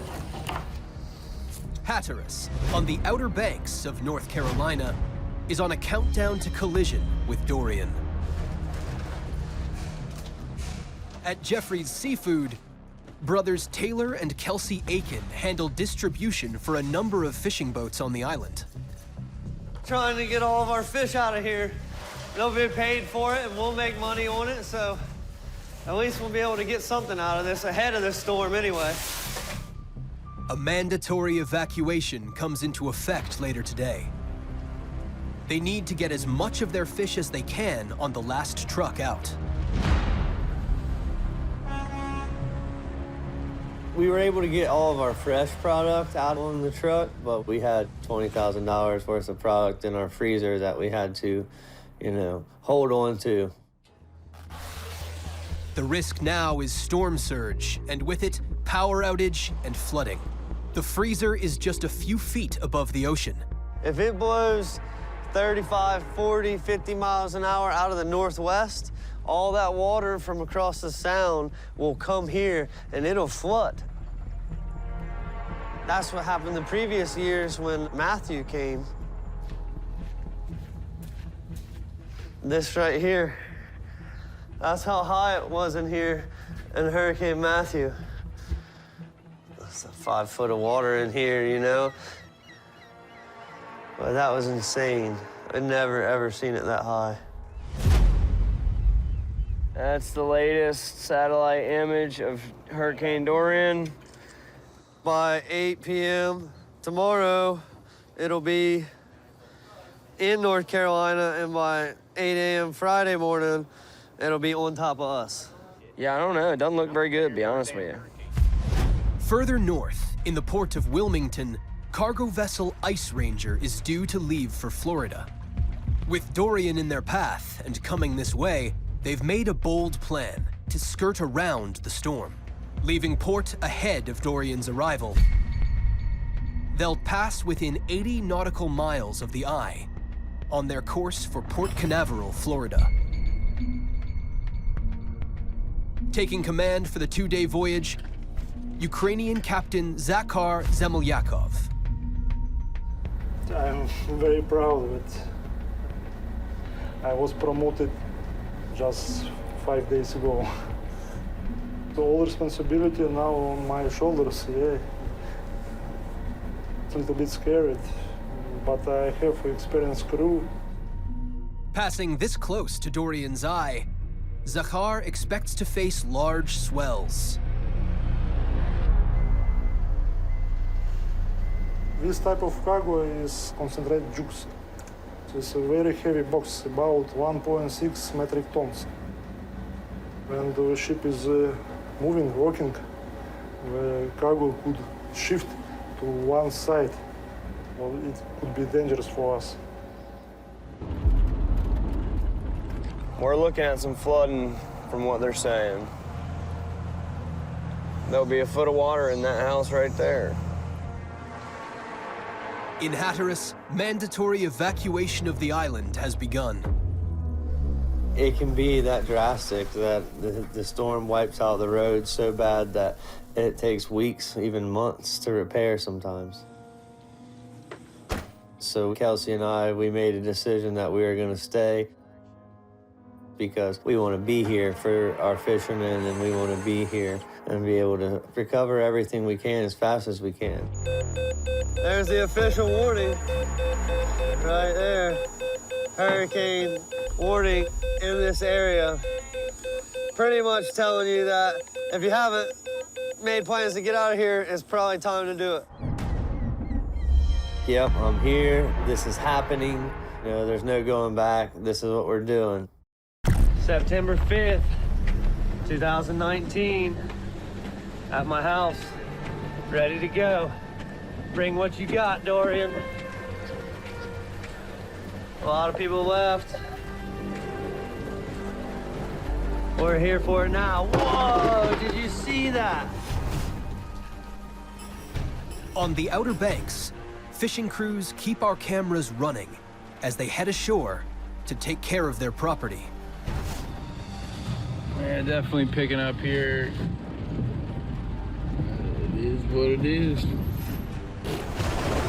As Hurricane Dorian prowls the eastern seaboard, GPS data shows vessels steering clear of its vast wind field. But Ice Ranger continues on its course into Dorian's storm force winds. Valery? Yes. Introduce yourself, please. My name is Valery Kisluk, second officer of motor vessel Ice Ranger. I'm a duty officer right now. Now we are receiving in Marsat Sea distress signal. It's all about Dorian. Very scary storm. For every 10 miles, they burn over a ton of fuel. But taking the shortest route must be balanced against the safety of the ship. So in this this weather is difficult, even walking through the deck. The wind is very strong. Whoa, man, careful. The planned route requires the crew to be on high alert, ready to respond to any change in Dorian's trajectory or power. Of course, nobody sleep this night. You can even drink the coffee. No more coffee, no more tea. Just only keep the watch.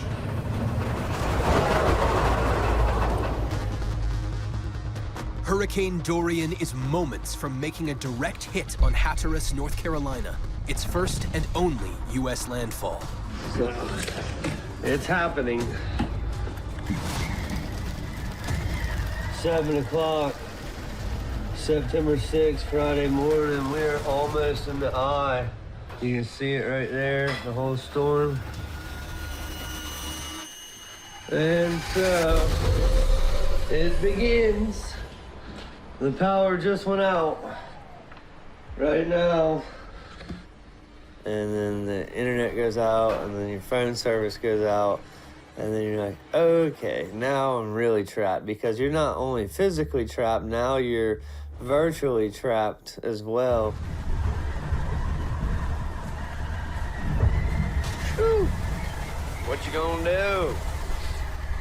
As the eye is approaching, you're getting that inner eye wall, most powerful winds and driving rain, and it's gusting to about 100 miles an hour, and pretty wild hearing the shingles go, you know, come off your roof.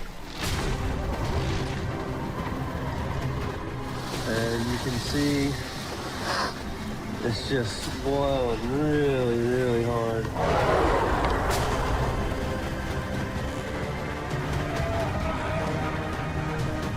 As you get through that eye wall,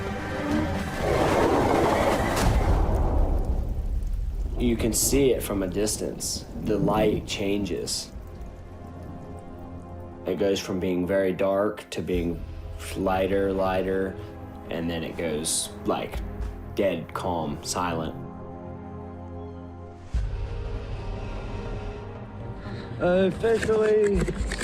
Officially in the eye. Look at the flag. Wow, we're in the eye. The birds come out and they fly to wherever they think is going to be safe.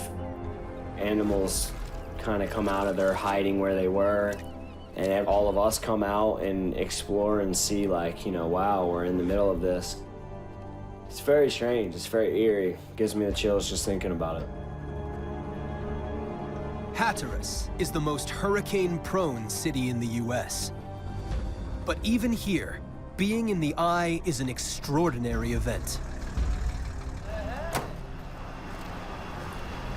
Hey. I had to go look. I couldn't take it. I had to go. There was literally 6 inches of water in the bottom of the creek, still draining out towards the sound. I mean, you don't see it this low. Sometimes you see the bank over there, but not all this exposed here. When all that water gets sucked out on the southeast wind, and then as soon as we get that shift and that northwest eye wall comes, it pushes all the water back. It comes all at once like a wall of water. Next thing you know, there you go. Time to get back inside. All right, bye guys. The eye is surrounded by a band of the storm's most violent winds, following just minutes behind. See that? That's all rainwater rushing off back into the sun.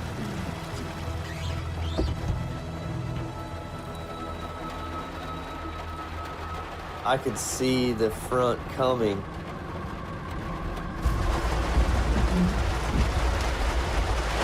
I barely get to the house and it starts blowing hard again and raining. All right. The rain started getting really heavy.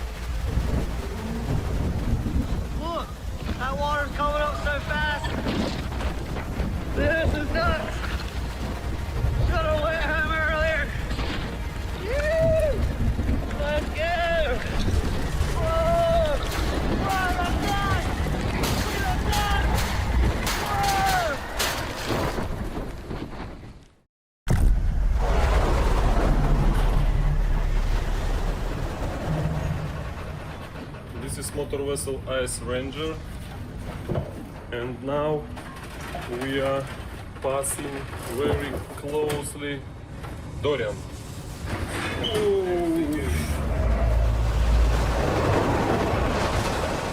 Ice Ranger is at the most critical part of its journey, passing within 70 miles of Hurricane Dorian's eye.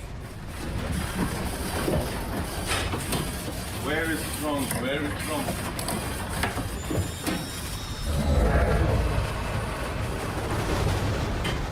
Now we have captain on the bridge. He's come to alter the course to starboard. Their plan is to change direction, cutting through Dorian's wake to make for port. Now we have a swell 6.5 meters and a significant wave 7.9 meters. In heavy seas, the cargo in Ice Ranger's hold is at risk of breaking free of its bindings, causing a shift in weight that would leave her gravely unstable. Check it out, guys. 37 degrees to starboard.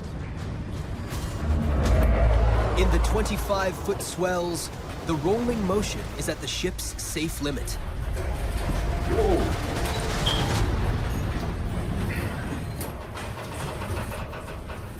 Right now it's everything falling down.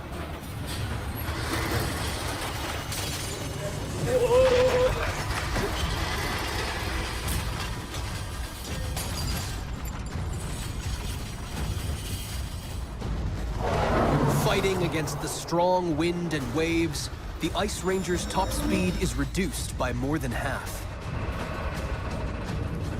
Speed right now is 8 knots. Unbelievable.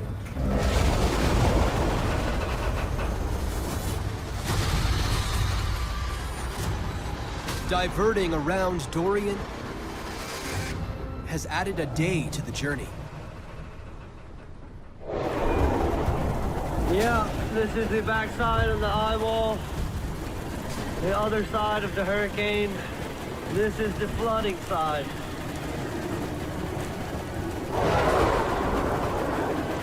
Yeah, this is about to get real. This is what we got. It's flooding. In my backyard, there's been waves.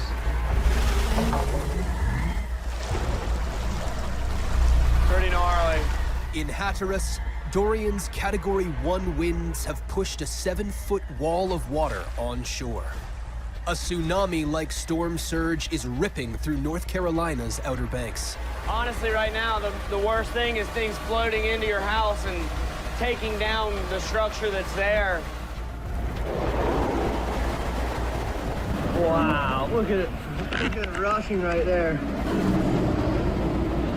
That is insane. Eagle Pass River. Let's go inside. Shut it.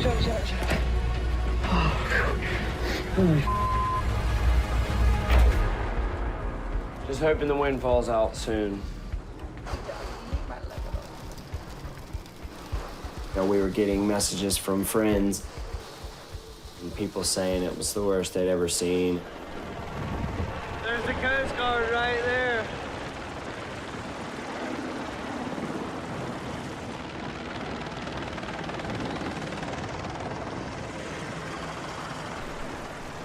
Flying around, checking on everybody.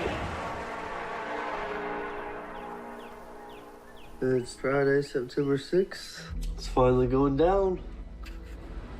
As far as I know, everyone's safe in Hatteras. We're safe.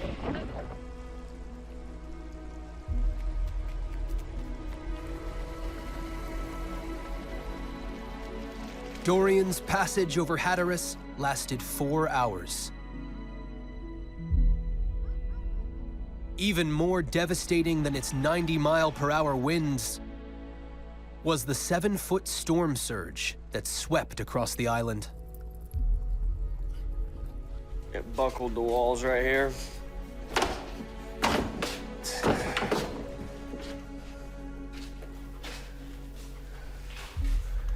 Wow. There was a lot lot of force coming through here for sure. All said and done, we lost thousands of dollars of frozen fish product, and we had thousands of dollars of damage to our business. Holy, that part of the wall is gone.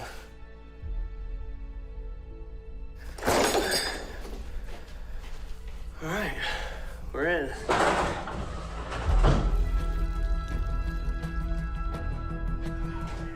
You're looking at the damages and you're saying to yourself, you know, well, that sucks, but all that can be replaced, you know.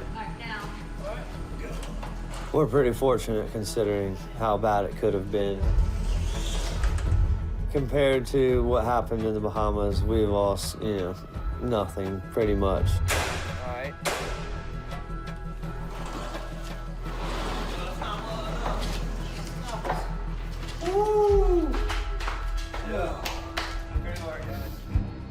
Cape Hatteras was the only point in the U.S. where Dorian made landfall.